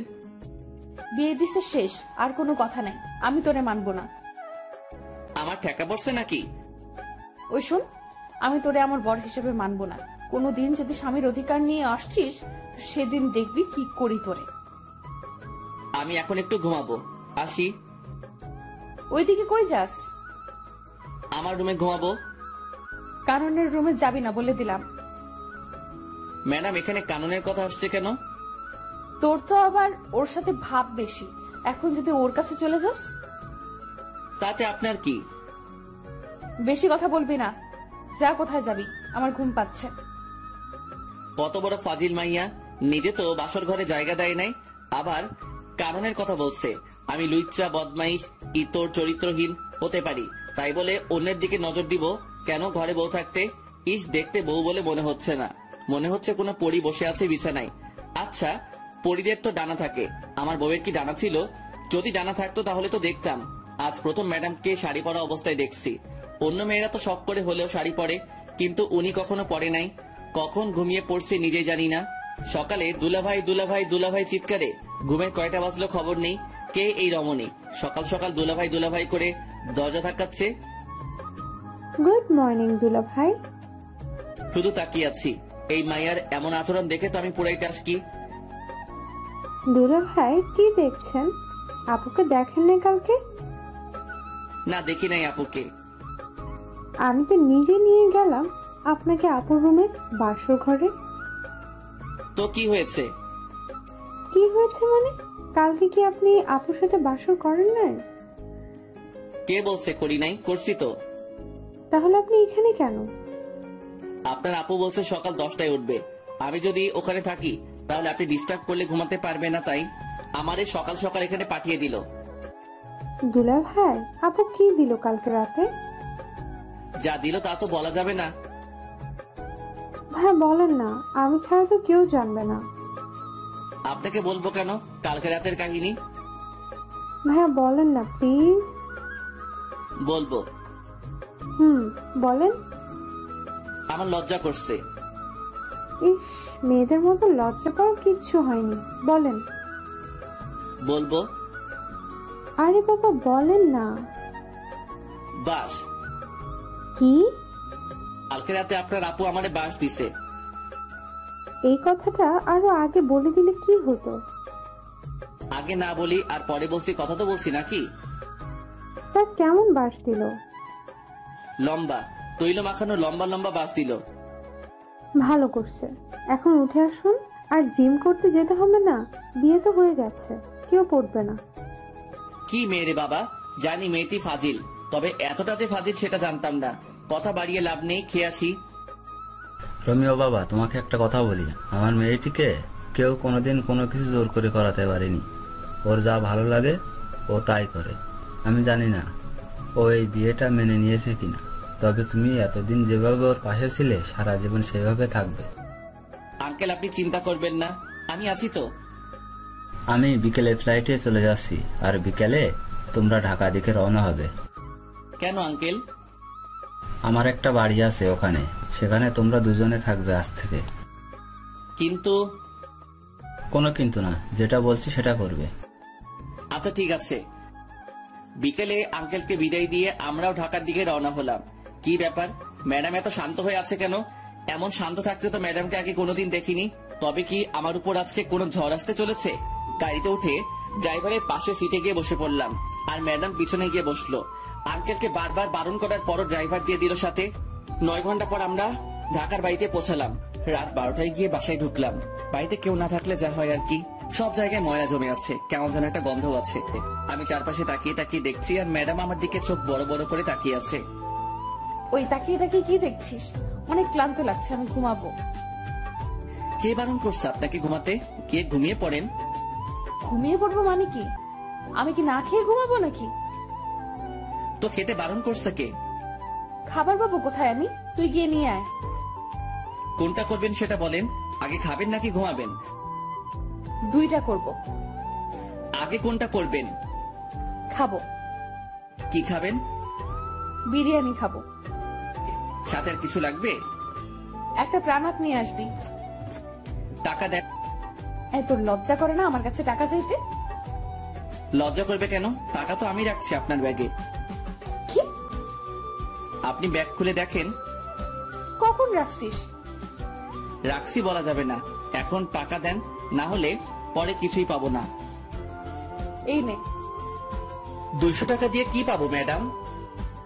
কি পাবি তুই বল? 2টা বিরিয়ানি প্যাকেট পাবো, আর একটা প্রাণাক পাবো। ঠিক আছে, তো আর কি? আর কি মানে? সকালে নাস্তা যে করবেন, আটা ময়দা কিছু তো একটা লাগবে। বেশি কথা বলবি না। সকালেও বাইরে থেকে নিয়ে আসবি। এখন তাড়াতাড়ি যা। যাচ্ছি। এই দাঁড়া। আবার কি? আমি কি দাঁড়িয়ে থাকবো? বসতে কে বাধা দিল আপনাকে? আমি কি এই ময়লায় বসবো নাকি? পরিষ্কার করে দিয়ে তারপর যাবি। পারবো না। আপনি ঘুমাবেন, আপনি করেন। মাথা গরম করাবি না বলে দিলাম। মাথা গরম হলে তো ভালো। কেন? চায়ের জন্য পানি গরম করব। তোরে খাইছি, দাঁড়া। কে শুনে কার কথা? মায়ের খেতে না চাইলে দৌড়া রোমিও। খাবার নিয়ে বের হয়ে ল্যাম্প পোস্টের আলোয় চুপচাপ হাঁটছি আর ভাবছি, কি দেখে কি হয়ে গেল। ছিলাম বডিগার্ড, আর এখন বড় হয়ে গেলাম। তাও আবার যে সে বড় না, বডিগার্ড থেকে বড়। বডিগার্ড বড় হয়ে গেলাম। কি কপাল আমার! কয়জনের ভাগ্যে এমনটা হয়? ভাবতে ভাবতে বাসায় পৌঁছালাম। কলিং বাজানোর সাথে সাথে দরজা খুলে দিল ম্যাডাম। আই বান্দর, তুই এতক্ষণ কি করছিলি বাইরে? খাবার আনতে গেছি। এতক্ষণ লাগে? সময় লাগবে না নাকি? তাই বলে এতক্ষণ লেট করবি? আমি সেই কখন থেকে বসে আছি তোর জন্য। সূর্য কোন দিকে উঠলো? রাতের আকাশে তুই সূর্য দেখছিস কোথায়? সেটা পরের কথা। আগে বলেন আমার জন্য অপেক্ষা করার কারণ কি? খিদে লাগছে। কখন খাবার নিয়ে আসবি তাই। ও, এই নিন আপনার বিরিয়ানি। বসবো কোথায়? ও আল্লাহ, আমার উঠাই নাও না কেন? কোথায় বসবো সেটাও নাকি আমি ঠিক করে দিব? ওই চুপ। সব জায়গায় তো ময়লা জমে আছে, কোথায় বসবো? তুই সোফাটা পরিষ্কার করে দে, আমি সোফায় ঘুমাবো। শখ কত, আমি ঘুমাবো ফ্লোরে। আপনি যে কোনো একটা রুম পরিষ্কার করে ঘুমাবেন। ওই, আমি তোর ম্যাডাম, আমি যা বলবো তুই তাই করবি। কোন উপন্যাসে লেখা আছে? তোর জন্য উপন্যাস খুঁজতে পারবো না, যেটা বলছি সেটা কর। ঠিক আছে ম্যাডাম, আপনি খেয়ে নিন। এই মায়ের উপর ঠাড়া পড়ুক, সোফায় রাত কাটিয়ে দিব ভাবছি, আজকে কিন্তু সেটা স্বপ্নই থেকে গেল। এই মায়ের জন্য তা হলো না। এটা সেটা করতে করতে রাত 2টা বাজলো। কি ধরে লাগছে হেব্বি, খুব ঘুমো পাচ্ছে। ম্যাডামকে শুয়ে পড়ছে। এটা কি সেই বদরাগী মেয়েটি? কি সুন্দর লাগছে ঘুমন্ত অবস্থায় আমার ম্যাডামকে। কিছু চুল এসে মুখে পড়ে আছে, এতে করে আরো মায়াবী লাগছে ম্যাডামকে। একটু ছুঁয়ে দিতে ইচ্ছে করছে ম্যাডামকে। আচ্ছা ম্যাডাম তো এখন আমার বউ, ছুঁয়ে দেখবো কি একটু? যদি একটা থাপ্পড় দেয় তখন কি হবে? না বাবা, দরকার নেই। ছুঁয়ে দেখার পরে কোনোদিন যদি আমায় মেনে নেয় তারপর না হয় ছুঁয়ে দেখা যাবে। খেয়ে শুয়ে পড়লাম ফ্লোরে। সেই একটা ঘুম হলো, কিন্তু সকালে শান্তিতে ঘুমাতে পারলাম না। 2টায় ঘুমাইছি। সেখানে সারাদিনের ক্লান্তি কাটিয়ে ঘুম থেকে উঠতে উঠতে 10টা না হোক 8টা তো বাজতে হবে। কিন্তু না, সেটা আর হলো না। সকাল সকাল ম্যাডামের চিল্লানিতে ঘুম ভাঙলো। ম্যাডাম সকাল সকাল এত চিল্লানি শুরু করে দিলেন কেন? চিল্লানি দিব না কেন তুই বল? কালকে রাতে মশা কামড়িয়ে কামড়িয়ে আমারে শেষ করে দিল। তার উপর ঠান্ডা লাগছিল, তুই একটা চাদরও দিলি না গায়ে। আমি একটুও ঘুমাতে পারিনি। ওহ আল্লাহ, আমি কোন মেয়ের পাল্লায় পড়ছি? উনি রাতে ঘুমাতে পারে নাই বলে আমারও ঘুমাতে দেয় নাই। প্রতিদিন তো সকাল 6টায় উঠিস, এখন 8টা বাজে উঠছিস, তারপরও এমন করছিস কেন? এখন যা, নাস্তা নিয়ে আয়। হ্যাঁ, আমি যে সকাল 6টায় উঠি তা আপনি জানলেন কি করে? তার মানে আপনি আমায় প্রতিদিন লুকিয়ে লুকিয়ে দেখছেন? তোরে দেখতে যাবো কেন? তুই কে? নাস্তা নিয়ে আয়, খিদে লাগছে। যাচ্ছি। নাস্তা শেষ করে কাজ নিয়ে ব্যস্ত হয়ে পড়লাম। এত বড় বাড়ি পুরোটা আর 2জন মানুষকে নিয়ে পরিষ্কার করলাম। ম্যাডাম বসে বসে দেখছে আর চিপস খাচ্ছে। এই মাইয়া পারেও বটে, সারাদিন চিপসে কাটিয়ে দিল। কয়টা খাইছে হিসাব নাই। আর এদিকে আমার অবস্থা খারাপ হয়ে যাচ্ছে খিদেই। ম্যাডাম রাতে কি খাবার নিয়ে আসবো নাকি রান্না করব? বাইরে খাওয়ার বেশি হলে শরীর খারাপ করবে, তুই রান্না করে নিবি। পারবো না, আপনি করে নেন।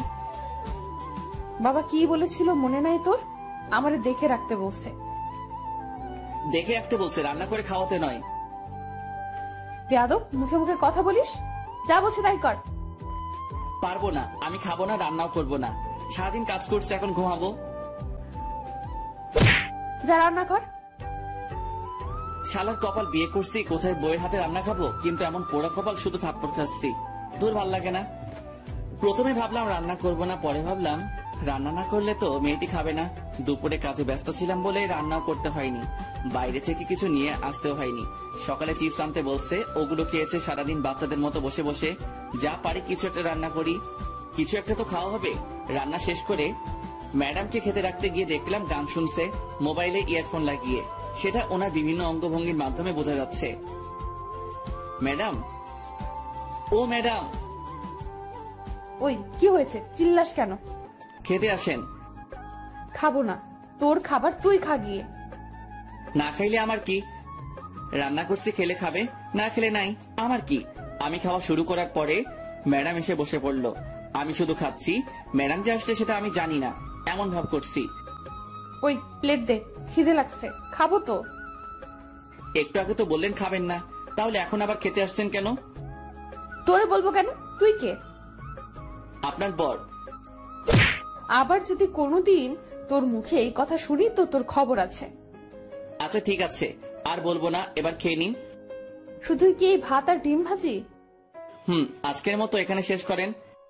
আমি খাবো না। না খেলে নাই, আমার কি? আমি এগুলো খাবো না, কিছু নিয়ে আয় বাইরে থেকে। পারবো না, আমার ঘুম পাচ্ছে, ঘুমাবো। আমি কি না খেয়ে থাকবো সারা রাত? রান্না করা আছে, খেলে খাবেন, না খেলে আমার কি? আমি খাবো না। দূর, না খেলে না খাবে। রান্না করার দরকার ছিল, রান্না করছি। খেলে খাবি, না খেলে মশা খা গিয়ে। হাত পা বিছানায় ছড়িয়ে দিয়ে শুয়ে পড়লাম। বিছানা ভিজে ভিজে লাগছে কেন? তাহলে কি আমি হিসু করে দিছি? না, তা কি করে হয়? আম্মু বলে আমি নাকি ল্যাংটা কাল থেকে বিছানায় হিসু করি না। আজকে কি সে রেকর্ড ভেঙে ফেললাম নাকি? না, সেটা কি করে হয়? তাড়াতাড়ি করে উঠে বসে দেখি ম্যাডাম হাতে একটা বালতি নিয়ে দাঁড়িয়ে আছে। তার মানে আমি রেকর্ড ভাঙি নাই। ম্যাডাম পানি ঢেলে দিছে বিছানায়। ম্যাডাম, এটা কি হলো? আপনার জন্য কি একটু শান্তিতে ঘুমাতেও পারবো না? ঘুমাবি মানে কি? আমি জেগে থাকবো, তুই ঘুমাবি? সেটা হবে না, অনেক ঘুমাইছিস। এবার উঠে নাস্তা রেডি কর। কালকে সারা রাত খিদের জ্বালায় ঘুমাতে পারিনি। খাবার তো ছিল, না খেলে কি করা থাকে বলেন? বেশি কথা বলবি না, নাস্তা রেডি কর। যাচ্ছি। মেয়েটি কি একটু নরম সুরে কথা বলতে পারে না? সব সময় কেমন যেন খিটখিট করে, ভাল লাগে না। সব সময় ম্যাডামের জ্বালাতন সাথে থাপ্পড় খেতে খেতে এগিয়ে চলছে আমার বিবাহিত প্যারাময় জীবন। বউটা আমার রাগী হলে কি হবে? কোনো খারাপ অভ্যাস নাই, তবে একটা বাজে অভ্যাস আছে, সেটা হলো স্বামীর গায়ে হাত তুলে। এই মেয়ের হাতে এখনো পর্যন্ত কয়টা থাপ্পড় খেয়েছি তার কোনো ঠিক নেই। বিকেলে ঘুমাচ্ছি, এমন সময় মনে হলো ভূমিকম্প শুরু হয়েছে। তাড়াতাড়ি বাইরে বের হতে গিয়ে দেখি মোবাইলে আম্মুর নাম্বার ভাসছে। তখন মনে হলো ভূমিকম্পন হচ্ছে না, আমার মোবাইলই ডাকতেছে। হ্যালো আম্মু, কেমন আছো? ভালো থাকতে দিলি কবে? বিয়ে হয়েছে 3 মাস হতে চললো, কিন্তু বৌমাকে সেই বিয়ের দিনের পর থেকে আর দেখি না। তোরা এতবার করে বললাম বউকে নিয়ে একবার ঘুরে যা। কার বউ? কিসের বউ? কিভাবে বউ হলো? ওই ফাইজলামি হচ্ছে আমার সাথে? যাও, কি যে বলো না আম্মু, তোমার সাথে কি আমি ফাইজলামি করতে পারি বলো? তাহলে বল, কবে আসবি বৌমাকে নিয়ে? আমি জানি না, জিজ্ঞেস করে দেখি যাই কিনা। তুই নিয়ে আসলে তো আসবে, কালকে নিয়ে আসবি। আচ্ছা, দেখি কি করা যায়। দেখা দেখির কাজ নাই, কালকে আসতে হবে তোদের। আচ্ছা, আসবো। এ কেমন বায়না করলো আম্মু? মুরগিকে বলছে বাঘকে ডিনারের জন্য রাজি করাতে, বাঘে যদি আমারে চেপে ধরে তাহলে তো আমি শেষ। ম্যাডাম, অনেকদিন হলো কোথাও যাওয়া হয় না, চলেন কোথাও থেকে একটু ঘুরে আসি। মতলব কি সেটা বলতো? মতলব আবার কি হবে? আম্মু ফোন দিয়ে বলছে আপনাকে নিয়ে আমাদের বাড়িতে যেতে কালকে। আপনি কি যাবেন? না, আমি কোথাও যাব না, তুই যা। আচ্ছা ঠিক আছে, আমি যাব। আপনাকে যেতে হবে না? হুম। সকালে ঘুম থেকে উঠে নাস্তা বানিয়ে নাস্তা করে রেডি হয়ে নিলাম। যেতে যেতে এমনি সন্ধ্যা হয়ে যাবে, জ্যামে পড়লে তো অবস্থা হালুয়া হয়ে যাবে। তবুও রওনা দিতে দিতে 9টা বেজে গেল। ওই দাঁড়া, আমি যাব তো। আপনি আবার কোথায় যাবেন? আমি কি এখানে একা থাকবো নাকি? আমাকে আমাদের বাড়িতে রেখে তারপর যাবি তুই। আমি পারবো না, আপনি পথে নেমে পড়লেই তো হয়। পারবো না, তুই রেখে আসবি। আমার দেরি হয়ে যাচ্ছে, আমি আসি। আর আপনি যদি আমার সাথে যেতে চান তাহলে আমার বাড়িতে যেতে হবে, না হলে আপনার পথে আপনি যান, আমার পথে আমি যাব। তুই তো আচ্ছা ফাজিল ছেলে, আমি যেটা বলবো তোকে সেটা করতে হবে। সেটা পরে দেখা যাবে, আগে তো রওনা দেই। হুম, চল। বাস চলছে নিজের আপন গতিতে, আমরাও এগিয়ে যাচ্ছি বাড়ির দিকে। বডিগার্ডের কাজ পাওয়ার পর আর বাড়িতে যাওয়া হয়নি। আজ অনেকদিন পর যাচ্ছি। ম্যাডাম বসে আছে আমার পাশের সিটে আর চিপস খাচ্ছে। মেয়েটি কি কিছু পারে না চিপস খাওয়া ছাড়া? অনেকক্ষণ পর ম্যাডাম আমার কাঁধে মাথা রেখে ঘুমাচ্ছে। অনেকক্ষণ চিন্তা করে দেখলাম এখন ঘুমাচ্ছে, পরে যখন ঘুম থেকে উঠে দেখবে আমার কাঁধে মাথা রেখে শুয়ে আছে, তখন দেখে যদি থাপ্পড় লাগিয়ে দেয় তাহলে বাসের মধ্যে যা একটু সম্মান আছে সেটাও খেয়ে ফেলবে। তার থেকে বরং জাগিয়ে দেই। ম্যাডাম, ম্যাডাম ওঠেন। কি হয়েছে? ব্যথা করছে হাতে। তো আমি কি করব? আপনার জন্য তো এমন হলো। আমি কি করছি? আপনি যদি আমার কাঁধে মাথা না রাখতেন তাহলে ব্যথাও হতো না। এই, তোর লজ্জা করে না? একটা মেয়ের মাথা কাঁধে রাখতে পারিস না? আমার কি ঠেকা পড়ছে যে আপনার মাথা আমার কাঁধে রাখবো? বেশি কথা বলিস কেন? চুপ থাকতে পারিস না? না, পারি না। আবার কথা বলিস মুখে মুখে। এই তালা দিলাম মুখে, আর কোনো কথা বলবো না। বাড়িতে আসতে আসতে 7টা বেজে গেল। পথে একটু কথাও হয়নি ম্যাডামের সাথে। কখন যে বাসার দরজায় এসে দাঁড়িয়েছি নিজেই জানি না। কি রে, কি ভাবছিস? ওহ আম্মু, তুমি? আমি হব নাকি ভূত হবে নাকি? না, তেমনটা না। আমার বৌমাকে নিয়ে আসছিস তো? তোমার বৌমা কোথায় পাবো? পিছনে দাঁড়িয়ে আছে যে, ওটা কে? ভূত মনে হয়, তাকিয়ে দেখো। কি, তুই আমার বৌমাকে ভূত বললি? তোর আজকে খাওয়া বন্ধ। খাওয়ার এত শখ নাই, তুমি তোমার বৌমাকে নিয়ে খাওয়াও। আসো মা, ভিতরে আসো। এটা কি হলো? ম্যাডাম তো চলে এলো। মাইয়া জাতি বড় অদ্ভুত জাতি। সকালে কত ভেজাল করলো এই মাইয়া এখানে আসবে না বলে, আর এখন কত সহজে আম্মুর সাথে হাসি খুশি চললো। মনে হচ্ছে না মেয়েটি রাগী বদমেজাজি। রোমিও, খেতে আয়। খাবো না, তুমি খাও তোমার বৌমাকে নিয়ে। রোমিও আয় বাবা, অনেকদিন হলো একসাথে বসে খাওয়া হয়নি। না না, খাবো না, তোমাদের বৌমা আসছে, ওরে নিয়ে খাও। ওই, বেশি বাড়াবাড়ি করবি তো খাওয়ার পাবি না। এই না, তা কি করে হয় আম্মু? তা যদি না হয় তাহলে খেতে আয়। আসছি, হাফ মিনিট দাঁড়াও। দাঁড়ানোর সময় নাই, এই তো আসছি। বসে পড়। এত আয়োজন কখন করলে আম্মু? আমার বৌমা আসবে আর আমি কিছুই রান্না করব না নাকি? আমার জন্য তো কোনোদিন এত কিছু করনি, আজ বৌমা আসছে বলে এত কিছু?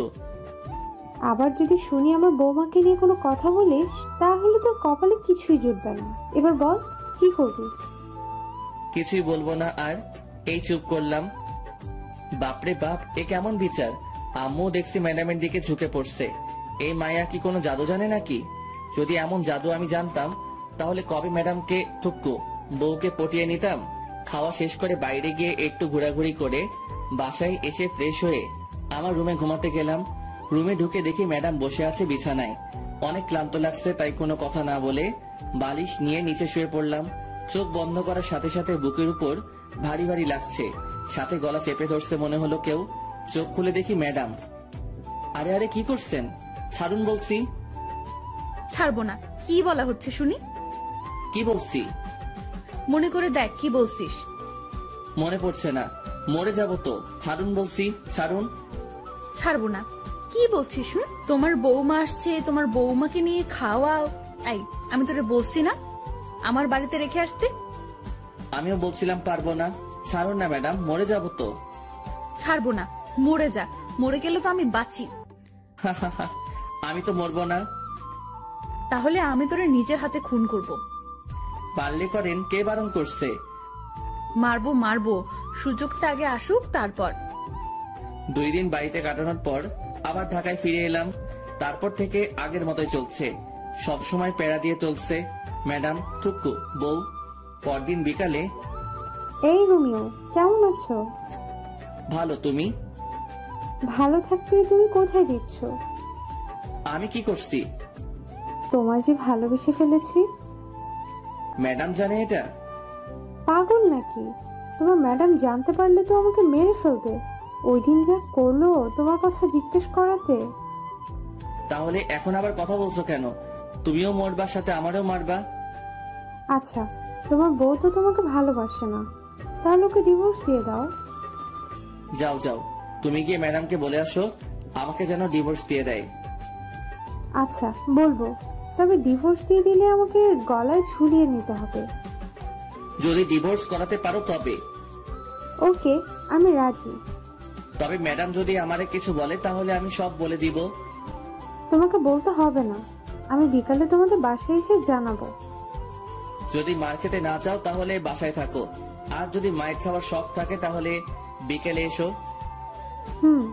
আসবো আসবো। কি মেরে বাবা, মরার ভয় নেই নাকি? ও আসবে আমার আর ম্যাডামে ডিভোর্স করাতে? আমার তো লুঙ্গি ড্যান্স দিতে ইচ্ছে করছে। বিকেল এসো, চা নাস্তার বদলে মায়ের খেয়ে যেও। ইদানিং ম্যাডাম আমাকে যেভাবে প্রতিদিন পিটায় কোনো কারণ ছাড়া, আর উনি আসবে ডিভোর্স নিয়ে কথা বলতে। ওহ, ওই মায়ের তো পরিচয় দেওয়া হয়নি। উনি হলো আমাদের বাড়ির থুক্কু, আমার শ্বশুর বাড়ির পাশের বাসার একটি মেয়ে। এখানে আসার পর থেকে আমার পিছনে পড়ে আছে। ওর নাম তো বলা হয়েছে, তবুও বলি, ও ইভা। পড়ালেখা শেষ করে বসে আছে, থুক্কু বসে নাই, আমার পিছনে পড়ে আছে। আজকে আর ঘুমালাম না, 4টার সময় বের হয়ে গেলাম বাসা থেকে। বাসায় থাকলে আজকে আমার উপরে দিয়ে শনি রবি সোম মঙ্গল সব চলবে। 9টার দিকে বাসায় ঢুকলাম, ঢুকে সোজা রান্নাঘরের দিকে দিলাম দৌড়। খুব খিদে লাগছে, খাবার গরম করতে হবে। ম্যাডাম ঠান্ডা খাবার খেতে পারে না, আর আমি ঠান্ডা ছাড়া খেতে পারি না। রাতে একসাথে খেয়ে শুয়ে পড়লাম আমার রুমে গিয়ে। ম্যাডাম থাকে অন্য রুমে। একটু পরে ম্যাডাম ঢুকলো আমার রুমে, হাতে একটা লাঠি নিয়ে। এদিকে ভয়ে আমি কাঠ হয়ে যাচ্ছি। আয় এদিকে আয়। কেন ম্যাডাম? কাজ আছে, আয়। কি কাজ তাড়াতাড়ি বলেন, আমি ঘুমাবো। তোর ঘুম পাড়াচ্ছি, দাঁড়া। আরে আরে ম্যাডাম, আমাকে মারছেন কেন? আমি কি করছি? তুই পাশের বাসার রিভা পেতনিকে কি বলছিস? বিশ্বাস করেন ম্যাডাম, আমি কিছু বলি নাই। তাহলে ও কি আমার বোকা বানাইছে? হতে পারে। তার মানে তুই বলতে চাচ্ছিস আমি বোকা? সেটা কখন বললাম? তাহলে কি বলছিস? কিছু বলি নাই। আবার মিথ্যা কথা বলছিস? তোরে তো আজকে শেষ করে দিব। আমি কিছু করি নাই তো ম্যাডাম, সব দোষ ওই ইভার। ইভা, তুই ওরে বলিস নাই আমার ডিভোর্স দিয়ে ওরে বিয়ে করবি? বলিস নাই? ম্যাডাম আমি এটা বলি নাই, ও আপনাকে মিথ্যা বলছে। তুই বলছিস, আমি লুকিয়ে লুকিয়ে সব শুনছি। কি? আপনি এমন কেন ম্যাডাম? লুকিয়ে লুকিয়ে অন্যের কথা শুনছেন, এটা ঠিক না। তুই আমারে কোনটা ঠিক আর কোনটা ঠিক না সেটা শিখাইতে আসবি না, আমি সব জানি। জানলে ভালো। এখন আমি ঘুমাবো, অনেক মাইর খাইছি। কি? তুই ঘুমাবি? হুম। তোরে আমি ঘুমাতে দিব না। তোর কাজ হলো আজকে সারা রাত আমাকে পাহারা দেওয়া। পারবো না। না পারলে আবার শুরু করব, তখন বুঝবি। আবার শুরু করার দরকার নেই, আমি রাজি। চল। হুম। বাইরে না, রুমের ভেতর এসে পাহারা দিবি। ভিতরে কেন? বাইরে থেকে দিলে কি হবে? যেটা বলছি সেটা কর। হুম। ঘুমে মাথাটা কেমন করছে, আর এই মাইয়া দাঁত বের করে হাসছে। ইচ্ছে করছে ঘুষি মেরে দাঁত ভেঙে দেই। দেখ দেখ, দাঁত কেরাচ্ছে আবার। এ ম্যাডাম, এই চিল্লাচ্ছিস কেন? আমি ঘুমাবো। তোরে ঘুমাতে দিচ্ছে কে? এটা তোর শাস্তি। আমি কি অপরাধ করছি? তুই ইভার সাথে কথা বলছিস, সাথে ওরে পাঠাইছিস ও যেন আমাকে বলে আমি যেন তোকে ডিভোর্স দিয়ে দিই। কি? ও আমাকে বলছে তোমার বউ তো তোমাকে ভালোবাসে না, আমি তোমাদের ডিভোর্স করিয়ে দিব। আবার এটাও বলছে যে ও যদি ডিভোর্স করিয়ে দিতে পারে তাহলে আমি যেন ওকে গলায় ঝুলিয়ে নেই। কি? এটা বলছে তোরে? আর তুইও রাজি হয়ে গেছিস? রাজি হয়নি তো, শুধু বলছি পারলে ডিভোর্স করাও। তবে রে হারামি, আজ তোর একদিন কি আমার যতদিন লাগে লাগুক, তোর শেষ করে ফেলবো। ছিছি, বরকে কেউ এভাবে মারে? এত শক্তি আসলো কিভাবে? উফ, কি ব্যথা! এত মেরেও যদি ঘুমাতে দিত তাহলে ভালো হতো, কিন্তু মহারানী সেটা করলো না। উল্টা সারা রাত নিজেও ঘুমায়নি, আমাকেও ঘুমাতে দেয় নাই। ভোর 5টার দিকে ঘুমিয়ে পড়লাম। ঘুম থেকে উঠে দেখি ম্যাডাম নেই। সারা বাড়ি খুঁজেও যখন পেলাম না, তখন ছাদে গিয়ে দেখি ইবার সাথে লাগছে। মাথায় ঢুকছে না আমাকে নিয়ে এত ঝগড়া করছে কেন। আমাকে ম্যাডাম নিজে তো স্বামী মানতে চায় না, তাহলে কি দরকার ইবার সাথে ঝগড়া করার আমাকে নিয়ে? রোমিও, তুমি কি বলছো? এই পেতনিটা কে? কি? আমি পেতনি? তোর 14 গোষ্ঠী পেতনি। তোরে যদি আর একদিন দেখি আমার বরের দিকে নজর দিতে, তাহলে তোর চোখ তুলে ফেলবো। আমিও শেষবারের মতো বলছি, ওরা ডিভোর্স দিয়ে দাও। আমি কেন আমার বরকে ডিভোর্স দিব? কারণ আমি রোমিওকে ভালোবাসি। তোর ভালোবাসা বের করছি, দাঁড়া, এখনো সময় আছে, ওর পিছু ছেড়ে দে। এবার কি হচ্ছে এসব? তুমি কেন আমাদের ডিভোর্স করতে চাচ্ছ? আমি কি কোনোদিন বলছি তোমাকে ভালোবাসি? শুধু শুধু কেন অশান্তি করছো? ডিভোর্স দেওয়া না দেওয়া সেটা আমাদের দুজনের ব্যাপার। আশা করি আমাদের মাঝে তুমি ঢুকতে আসবে না। আর তুই এখানে কেন এসেছিস? চল ভেতরে চল, তো ব্যবস্থা করছি। টেনে ভিতরে নিয়ে গেল। রুমে ঢুকিয়ে দরজা বন্ধ করে দিল বাইরে থেকে। খিদের জ্বালায় বাঁচি না। ম্যাডাম ছেড়ে দিন না আমাকে, নাস্তা রেডি করবো, খিদে লাগছে। ছাড়াছাড়ির কোনো কথা নাই, তুই আজ থেকে এই রুমে বন্ধ থাকবি। নাস্তা বানাবে কে? আমি বানাবো। রান্না করবে কে? আমি করব। ঝাড়ু দিবে কে? আমি দিব। কাপড় কাচবে কে? আমি। ইস, ঢং দেখে বাঁচি না। পারেন তো শুধু শার্ট প্যান্ট পরতে, আর আমারে ধোলাই করতে। কি কি বললি তুই? তোর খাওয়া বন্ধ আজ থেকে। ইয়াক থু, আপনি রান্না করতে পারেন নাকি যে আপনার রান্না খাবো? তোরে আমি মেরে ফেলবো। না মেরে ইভাকে দিয়ে দিন। আবার সেই ভাত? তোর মুখে কি আর কোনো নাম নেই? আছে তো। কে সে? আনন। তবে রে, তোর খাওয়া বন্ধ বলছি, বন্ধ। খাবো না। এসব কি হচ্ছে? কিছুই তো মাথার 16 জিবি মেমোরিতে ঢুকতেছে না। ম্যাডাম কি আমার উপর দুর্বল হয়ে পড়ছে? এটা কি করে সম্ভব? আমি কোথায় আর ম্যাডাম কোথায়? ম্যাডাম কি আমাকে ভালোবেসে ফেলেছে নাকি? যদি ভালো না বাসে তাহলে ইবার সাথে ঝগড়া কেন করছে আমাকে নিয়ে? তবে কি ম্যাডাম আমাকে ভালোবাসে? ম্যাডামের কোনো সারা শব্দ নেই। ম্যাডাম কি করছে দেখা দরকার, কিন্তু কিভাবে দেখবো? ম্যাডাম তো বাইরে থেকে দরজা বন্ধ করে দিছে। কি করা যায়? পাইছি, জানালা দিয়ে বের হব, কিন্তু কিভাবে? অবশেষে অনেক কষ্টের পর জানালা দিয়ে বের হয়ে ছাদে পৌঁছালাম। এবার দেখার পালা ম্যাডাম কি করে। চুপি চুপি এসে সোফার পিছনে লুকিয়ে পড়লাম। ম্যাডামকে কোথাও দেখছি না। একটু পরে দরজা খুলে বাসায় ঢুকলো হাতে কয়েকটা প্যাকেট নিয়ে। তারপর গিয়ে ফ্রেশ হয়ে এসে প্লেট নিয়ে আমাকে যে রুমে বন্ধ করে রাখছে সেই রুমে দরজায় গিয়ে বসে খাবার বের করছে। এইদিকে আমার অবস্থা খারাপ হয়ে যাচ্ছে খিদায়। চোখের সামনে গরম গরম বিরিয়ানি দেখে খিদের পরিমাণ আরো 3 গুণ বেড়ে গেল। 2টা প্লেটে বিরিয়ানি বেড়ে রাখছে। রোমিও, চুপ করে আছি। আয় রোমিও, খেতে আয়। এখনো চুপ? ওই আসবি নাকি মাইর খাবি? কোনো সারা শব্দ না পেয়ে রুমে ঢুকলো ম্যাডাম, আর আমি এই সুযোগে একটা প্লেট নিয়ে ডাইনিং টেবিলের নিচে বসে পড়লাম। ওইদিকে ম্যাডাম আমাকে খুঁজে খুঁজে হয়রান হয়ে যাচ্ছে। আমি খাবার তালে আছি। আয় বিড়াল, বের হয়ে আয়। ম্যাডাম, আপনি কখন আসছেন? জানালা কেটে পালিয়ে এসে বসে বসে খাচ্ছিস? এই তুই না বসিস আমি রান্না করতে পারি না, তাহলে খাচ্ছিস কেন? আপনার রান্না হলে খেতাম না। কি, এটা আমার রান্না না? কি চিটিং মাইরি! বাইরে থেকে খাবার নিয়ে এসে নিজের নাম দিচ্ছেন। আমি বাইরে থেকে খাবার নিয়ে আসছি, কে বলছে তোকে? আমি দেখছি। তবে রে বান্দর পোলা। ম্যাডাম, এটা কি হলো? কি হয়েছে? আপনার নজর খারাপ হয়ে যাচ্ছে ম্যাডাম। কি কি করছি আমি যে আমার নজর খারাপ হয়ে গেল? একটু আগে যেটা করলেন এটা কি ঠিক করছেন? তুই আজ থেকে আমার সাথে কথা বলবি না। অন্য মেয়েদের সাথে টাঙ্কি মারতে পারিস, তখন কিছু হয় না, আর এখন আমি তোকে একটা কিস দেওয়ায় বলছি আমার নজর খারাপ? কোনোদিনও তোর সাথে কথা বলবো না, তুইও কথা বলতে আসবি না। বলবো না? আপনি কোন দিন কি আমাকে স্বামী সম্মান দিছেন? দেন নাই। কথায় কথায় থাপ্পড় মারতেন, এটা করতেন সেটা করতেন, কথায় কথায় অপমান করতেন। আমি কোনোদিন আপনার কোনো কিছুতে বাধা দেই নাই, আপনিও আমার কোনো কিছুতে বাধা দিবেন না। আজ থেকে আপনার মতো আপনি থাকবেন আর আমার মতো আমি। এটা কি হলো? যা হওয়ার হয়েছে, এত কিছু ভাবার সময় নাই। পেট ভরে গেছে, এখন একটু পাসপোর্ট অফিস থেকে আসি। পাসপোর্ট রেডি হয়ে গেছে, মেসেজ আসছে, ওটা নিয়ে আসি। প্রায় 1 মাস হতে চললো, ম্যাডাম আর আমার কোনো কথা হয় না। দুজনে বাইরে গিয়ে খাবার নিয়ে এসে তারপর নিজেদের রুমে গিয়ে খাই।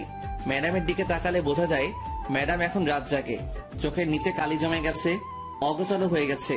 আগের মতো জিন্স শার্ট পরে না, সালোয়ার কামিজ এসব পরে। আগের থেকে অনেক সুন্দর লাগে ম্যাডামকে, তবে শাড়ি পরলে আরো সুন্দর লাগতো। বাংলার মেয়েদের শাড়ি ছাড়া মানায় না। ভাবছি একটা ট্রিট দিব ম্যাডামকে। ভিসা, পাসপোর্ট সবকিছু রেডি হয়ে গেছে। সৌদি চলে যাব, আমার বেস্ট ফ্রেন্ড ওখানে থাকে, ও সব ব্যবস্থা করছে। ম্যাডাম, কি? শপিং করতে যাবেন নাকি? যাব না। আর কিন্তু সুযোগ পাবেন না। আবার বলছি, শপিং করতে যাবেন? যাব, নিয়ে চল। চলুন। যাক, যেতে রাজি হয়েছে। দুজনে একসাথে বের হলাম। রিক্সার জন্য দাঁড়িয়ে আছি, এমন সময় দেখি ইভা আসছে। ইভা যদি কিছু বলে এখন, তাহলে আমার আর রক্ষা নাই। এই জান, শোনো না, রাতে ফোন দিলে ছাদে এসো, দুজনে একসাথে চাতে। যেখানে বাঘের ভয় সেখানে সন্ধ্যা হয়। কি দরকার ছিল এটা বলার? ফাজিল মাইয়া, লুচ্চা মাইয়া, কি মজা পাই বুঝি না এমন করে। ম্যাডাম, শপিং করতে যাবেন না? দাঁড়া, তোর শপিং বের করছি। তোর ইভাকে শপিং করিয়ে দে যা। আজ থেকে তোর সাথে আমার কোনো সম্পর্ক নাই। তুই লুকিয়ে লুকিয়ে অন্য মেয়ের সাথে কথা বলিস। ম্যাডাম, আমার কোনো সম্পর্ক নাই কারোর সাথে। ইভা তো অনেক আগে থেকে আমার পিছনে লেগে আছে, সেটা আপনি জানেন। অবশ্যই তোর সাথে ওর সম্পর্ক আছে, না হলে তোরে জান বলে ডাকলো কেন? আমাকে ফাঁসানোর জন্য এটা বলছে। আমি এত কিছু শুনতে চাই না। তোর সাথে সম্পর্ক আছে ওর, না হলে তোরে জান ডাকলো কেন? তুই কোনো কথা বলবি না। হন হন করে বাসায় চলে গেল। ট্রিট আর দেওয়া হলো না। এই ইভার জন্য এত কিছু হলো। কি দরকার আমাকে জান বলে ডাকার? বিয়ের এতদিন পর বউকে থুকু ম্যাডামকে শপিং করে দিতে চাইছিলাম, সেটা হলো না এই ইভাটার জন্য। বাড়িতে গিয়ে দেখি ম্যাডাম দরজা বন্ধ করে বসে আছে। ভিতর থেকে ফুপানো শব্দ আসছে। শুধু শুধু ইভার জন্য আজকে ম্যাডাম কাঁদছে। শালার মাইয়া, তোর জন্য আমার লক্ষ্মী বউটা কাঁদছে। ইচ্ছে করছে ইভা মায়াটারে মেরে নাক ভেঙে দেই। ম্যাডাম, খেতে আসুন। খাবো না, তুই খা তোর ইভাকে নিয়ে। ম্যাডাম, বিশ্বাস করেন ওই মাইয়া এটা আপনাকে রাগানোর জন্য বলছে, আমি শিওর। তোরে আমি বিশ্বাস করি না। আমি যে ভালো না সেটা আমি জানি। এবার খেতে আসুন। খাবো না বলছি, খাবো না। আবার যদি খেতে ডাকিস তাহলে তোর খবর আছে। আচ্ছা ঠিক আছে, ডাকবো না। তবে আন্টি ফোন নিয়ে যেতে বলছে, যাবেন নাকি? সেটা দেখা যাবে, তুই কোনো কথা বলবি না। আমার এত ঠেকা পড়ে নাই আপনার সাথে কথা বলতে। আমার সাথে কথা বলা লাগবে কেন? তোর তো অনেকে আছে কথা বলার জন্য। লুচ্চা পোলা, দূর হও আমার সামনে থেকে। আমি কি আপনার সামনে নাকি যে দূর হব? চুপ কর লুচ্চা পোলা, ঘরে বউ রেখে অন্য মেয়ের পেছনে পড়ে থাকিস। তোর সাথে কোনো কথা নেই। আমার এত শখ নেই আপনার সাথে কথা বলার। কে ঝগড়া করবে এই পাগলিটার সাথে, কখন বাঘিনীর মতো তেড়ে আসবে তার কোনো ঠিক নাই। চিড়িয়াখানায় আছে টুকু, রুমে আছে, ওখানে ঠিক আছে। সকালে ঘুম থেকে উঠে ধাক্কাধাক্কি করে দরজা খুলে ম্যাডামের রুমে ঢুকে দেখি নিচে শুয়ে আছে। একটা মেয়ের রুম মনে হচ্ছে না, বিছানা বালিশ সব ছড়িয়ে ছিটিয়ে আছে পুরো রুমে। মনে হয় আমাকে মারতে না পেরে বিছানা বালিশের সাথে যুদ্ধ করছে। দেখে মনে হচ্ছে ভাজা মাছটা উল্টে খেতে জানে না। কি মায়াবী লাগছে পাগলিটাকে। কাঁপছে দেখে কপালে হাত রেখে বুঝতে পারলাম জ্বরে অবস্থা খারাপ হয়ে যাচ্ছে। বিছানায় শুয়ে দিয়ে ডাক্তারের কাছে ফোন দিলাম। একটু পরে ডাক্তার এসে দেখে গেল মাথায় পানি দিতে বলে গেল। ডাক্তার যাওয়ার পর থেকে পানি দিচ্ছি। অনেকক্ষণ পর চোখ বড় বড় করে তাকিয়ে আছে। ম্যাডাম কেমন লাগছে? তোর জন্য সব হয়েছে। ম্যাডাম বেশি কথা বলা যাবে না, চুপচাপ শুধু উত্তর দিবেন। তবে রে, কেমন লাগছে বলেন। ভালো না। মাথাটা মুছে নিন, আমি নাস্তা রেডি করে আনি। খাবো না। দেখা যাবে। ম্যাডাম হাঁ করুন। আমি খেতে পারবো, তোর কষ্ট হবে না। তাহলে খেয়ে নিন, আমি মেডিসিন নিয়ে আসি। আমি মেডিসিন নিব না। নিতে তো হবে, না হলে সুস্থ হবেন কি করে? সুস্থ হওয়া লাগবে না, তোর জন্য তো আমার এই অবস্থা। বেশি দিন সহ্য করতে হবে না, চলে যাব। কি বললি আবার বলতো, শুনতে পাইনি। না ম্যাডাম কিছু না, একটু একটু করে সুস্থ হচ্ছে ম্যাডাম। 2 দিন পর রাতে আবার জ্বর আসে ম্যাডামের। সারা রাত মাথায় পানি দিয়ে সকালে নাস্তা রেডি করে নিয়ে গেলাম, খাইয়ে দিতে চাইলাম, কিন্তু ম্যাডাম আমার হাতে খাবে না, নিজেই কাপা কাপা হাতে খেলো। কত স্বপ্ন ছিল বউটা নিজের হাতে আমাকে খাইয়ে দিবে, আমিও নিজের হাতে বউকে খাইয়ে দিব। রাতে বউ আমার বুকে মাথা রেখে ঘুমাবে, গভীর রাতে দুজনে একসাথে চন্দ্র বিলাস করব, এক মগে কফি খাবো, নদীর পাড়ে দাঁড়িয়ে দুজনে একসাথে গোধূলি বিকেল দেখব। কিন্তু কিসের কি, স্বপ্ন স্বপ্নই রয়ে গেল। রাতে ম্যাডামের জন্য খাবার নিয়ে গেলাম, ম্যাডামের হাতে প্লেট দিয়ে দিলাম, জানি আমার হাতে খাবে না তাই দিয়ে দিলাম। ম্যাডাম খেয়ে নিন। খাইয়ে দে। ম্যাডাম খেয়ে নিন তো, ঘুমাবো, ভাল লাগছে না। আমাকে খাইয়ে দে, না হলে খাবো না। খাইয়ে দিতে পারবো না, খেলে খাবেন, না খেলে উপোস থাকেন। তুই তো জানিস আমি উপোস থাকতে পারি না, খাইয়ে দে না। আমি পারবো না, তাছাড়া এখন তো আপনি অনেকটা সুস্থ, নিজের হাতে খেতে পারবেন। তাহলে তুই খাইয়ে দিবি না? না। তাহলে আমিও খাবো না। যখন খাইয়ে দিতে চাইছিলাম তখন তো খেতে চাওনি, এখন কেন খাইয়ে দিতে হবে?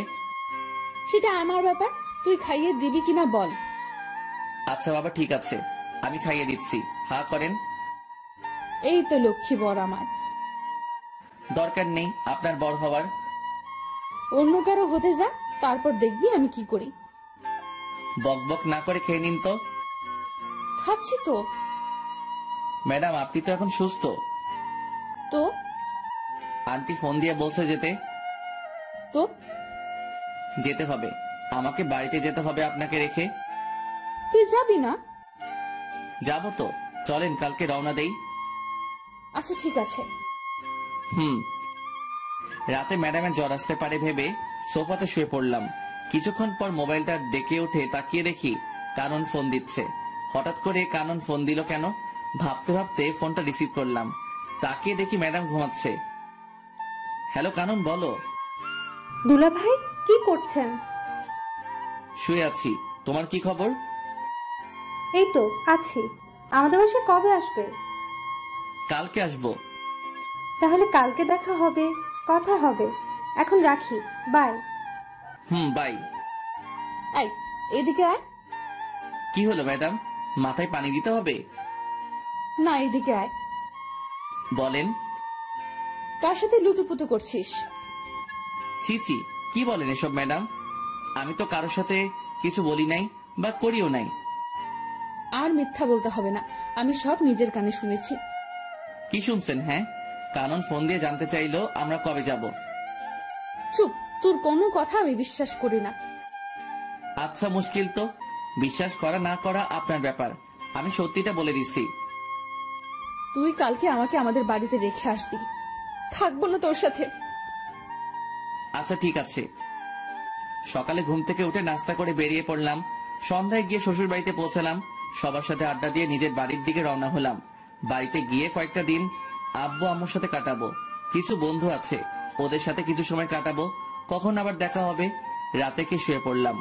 আব্বু আম্মুও জানে আমি যে চলে যাব, তবে ম্যাডামদের বাসার কেউ এখনো বিষয়টা জানে না। ভাবছি যেদিন ফ্লাইট সেদিন জানাবো। 30 তারিখে রাত 2টার সময় ফ্লাইট, সবকিছু ঠিকঠাক। ইচ্ছা ছিল যেদিন যাব সেদিনই ম্যাডামকে জানাবো, সবাইকে জানাবো। কিন্তু এত খুশি লাগছে যে কি বলবো, তাই ফোন দিলাম। আসসালামু আলাইকুম আন্টি। ওয়ালাইকুম আসসালাম। কেমন আছো বাবা? জি আন্টি ভালো, আপনি কেমন আছেন? আমিও ভালো। তবে তুমি কিন্তু খুব খারাপ একটা কাজ করছো। ওদিন না থেকে চলে গেলে কেন? আন্টি বাড়িতে একটু কাজ ছিল। আন্টি যে কথা বলার জন্য ফোন দিছি তা হলো 30 তারিখে রাত 2টার সময় আমার ফ্লাইট। কি বলছো এসব? আজকে আমাকে জানাচ্ছ সবকিছু ঠিক করে? আগে জানাইনি তো কি হয়েছে, এখন তো জানতে পারছেন। ম্যাডাম জানে না, ওনাকে জানিয়ে দিয়েন। তার মানে আমরা কেউ জানি না? না আন্টি, কাউকে বলা হয়নি। যা, এটা কি হলো? লাইন কেটে দিল কেন? জানানোর প্রয়োজন ছিল, জানিয়ে দিয়েছি। আজ সেই কাঙ্ক্ষিত দিন। আজকে আমি উড়াল দিব আমার স্বপ্নের দেশ সৌদি। সবাইকে বিদায় জানিয়ে গাড়িতে উঠে বসলাম। সাথে 2 হৃদয় অ্যান্ড অভি। রাত 11:30টায় সবকিছু শেষে বিমানের দিকে পা বাড়ালাম। ঠিক সেই সময় কেউ একজন পিছন থেকে আমার হাত টেনে ধরলো। তাকিয়ে দেখি আঙ্কেল। আঙ্কেল, আপনি এখানে কেন? আমি এখানে কেন সেটা তুমি পরে জানতে পারবে, এখন আমার সাথে এসো। আঙ্কেল, আমি কোথাও যেতে পারবো না, একটু পরে আমার ফ্লাইট। কোথাও যাওয়া হবে না তোমার। কি ভেবেছো তুমি আমাদের কিছু না জানিয়ে চলে যাবে? আমি তো আন্টিকে জানিয়েছি। সেটা জানাইছো জানি, তুমি কেন সৌদি যেতে চাও সেটা বলো। আঙ্কেল, দেশে থাকতে ভালো লাগছে না। তাছাড়া আমার কোনো পড়ালেখাও নাই যে আমি কোনো চাকরি করব, তাই বিদেশে পাড়ি জমাচ্ছি। সেখানে আমার বন্ধুর সাথে একসাথে থাকবো। আমি তোমাকে কাজ দিব, এখন চলো। কিন্তু কোনো কিন্তু না। তোমার আন্টি জানালো তোমার ফ্লাইট রাত 2টায়। আমিও 10টার সময় দেশে এসেছি, তারপর তোমার জন্য বসে আছি এখানে। আমি তো কোন এয়ারপোর্ট দিয়ে যাবো সেটা বলিনি। চট্টগ্রাম আর ঢাকা, এই 2টার একটা দিয়ে তুমি যাবে আমি জানতাম, তাই চট্টগ্রাম এয়ারপোর্টে তোমার ছবি পাঠিয়ে দিয়েছি। ওখান দিয়ে তুমি যেতে পারবে না, তোমাকে আটকাবে। আর এখানে আমি বসে আছি। তাহলে কি আমার যাওয়া হবে না? না, হবে না। এখন তুমি আমার সাথে বাসায় যাবে। কিন্তু কোনো কথা শুনতে চাই না। অবশেষে আমি আমার শ্বশুরের বাসায় ম্যাডামের রুমের সামনে দাঁড়িয়ে।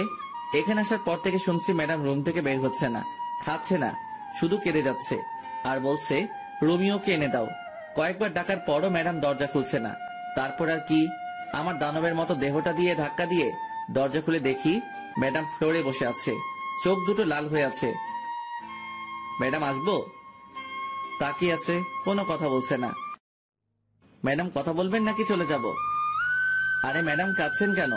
আমি তো কোথাও যাইনি। কি করে ভাবলি আমি তোকে যেতে দিব? আমার কথা একবারও মনে পড়েনি? বল, আমাকে একা রেখে কেন চলে গেলি? কোথায় গেলাম? যেতে তো চাইছিলি, বল কেন এমন করলি? তোরে ছাড়া আমি থাকতাম কি করে বল? সেটা আমি কি করে বলবো? কি করে বলবি মানে? আমার বুকের বাপাসের জায়গা করে নিয়ে এখন বলছিস তুই কি করে বলবি? তুই জানিস না আমি তোরে ভালোবাসি? ম্যাডাম, আপনার কিন্তু নজর খারাপ। হ্যাঁ, নজর খারাপ হয়েছে আমার। এমন একটা ছেলে চোখের সামনে থাকলে যে কোনো মেয়ের নজর খারাপ হবে। তাহলে এবার দোষ কি? তুই আবার ওই পেতনির নাম নিয়েছিস? তোরে আজকে কি আর করবেন? দেখ কি করি। ম্যাডাম, সত্যি বলছি, আপনার নজর পুরো খারাপ হয়ে গেছে। আমি তোর ম্যাডাম না, তোর বউ, ঠিক আছে? তাছাড়া নজর তো অন্য কারোর জন্য খারাপ হয়নি, আমার বরের জন্য খারাপ হয়েছে। তবে আমি কিন্তু একটা জিনিস খুব মিস করব। কি? থাপ্পড়। তোরে তো প্রতিদিন থাপ্পড় দিব। আমি রান্না করতে পারবো না আজ থেকে। আমি সব করব, তুই শুধু আমাকে ভালোবাসবি, আর কোনো মেয়ের দিকে তাকাতে পারবি না। ঠিক আছে মহারানী, আমি রাজি। আমাকে আজ থেকে তুমি করে বলবে, ভুলেও যেন ম্যাডাম ডাক না শুনি। আচ্ছা ঠিক আছে। দুলা ভাই, আপনাদের রোমান্স শেষ হলে এবার খেতে আসুন। ফ্রেশ হয়ে পড়লাম আমি। আগে যে রুমে থাকতাম সেই রুমে।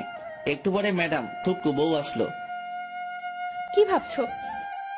ভাবছি বিয়ে করছি, বউ পাইছি, ভালোবাসাও পাইছি, কিন্তু কিন্তু আবার কি? বাসরাত তো পাইলাম না। তবে রে বান্দর বলা। এই বলে ম্যাডাম থুকু বউ আমাকে জড়িয়ে ধরলো। Light off. আর কিছু জানতে হবে না, আপনাদের বাসরাতে দেখতে পাবেন যা হবে। আচ্ছা মুশকিল তো, আপনাদের বলছি না লাইট অফ। এখনো এখানে কি? অনেক তো দেখলেন, যান এবার।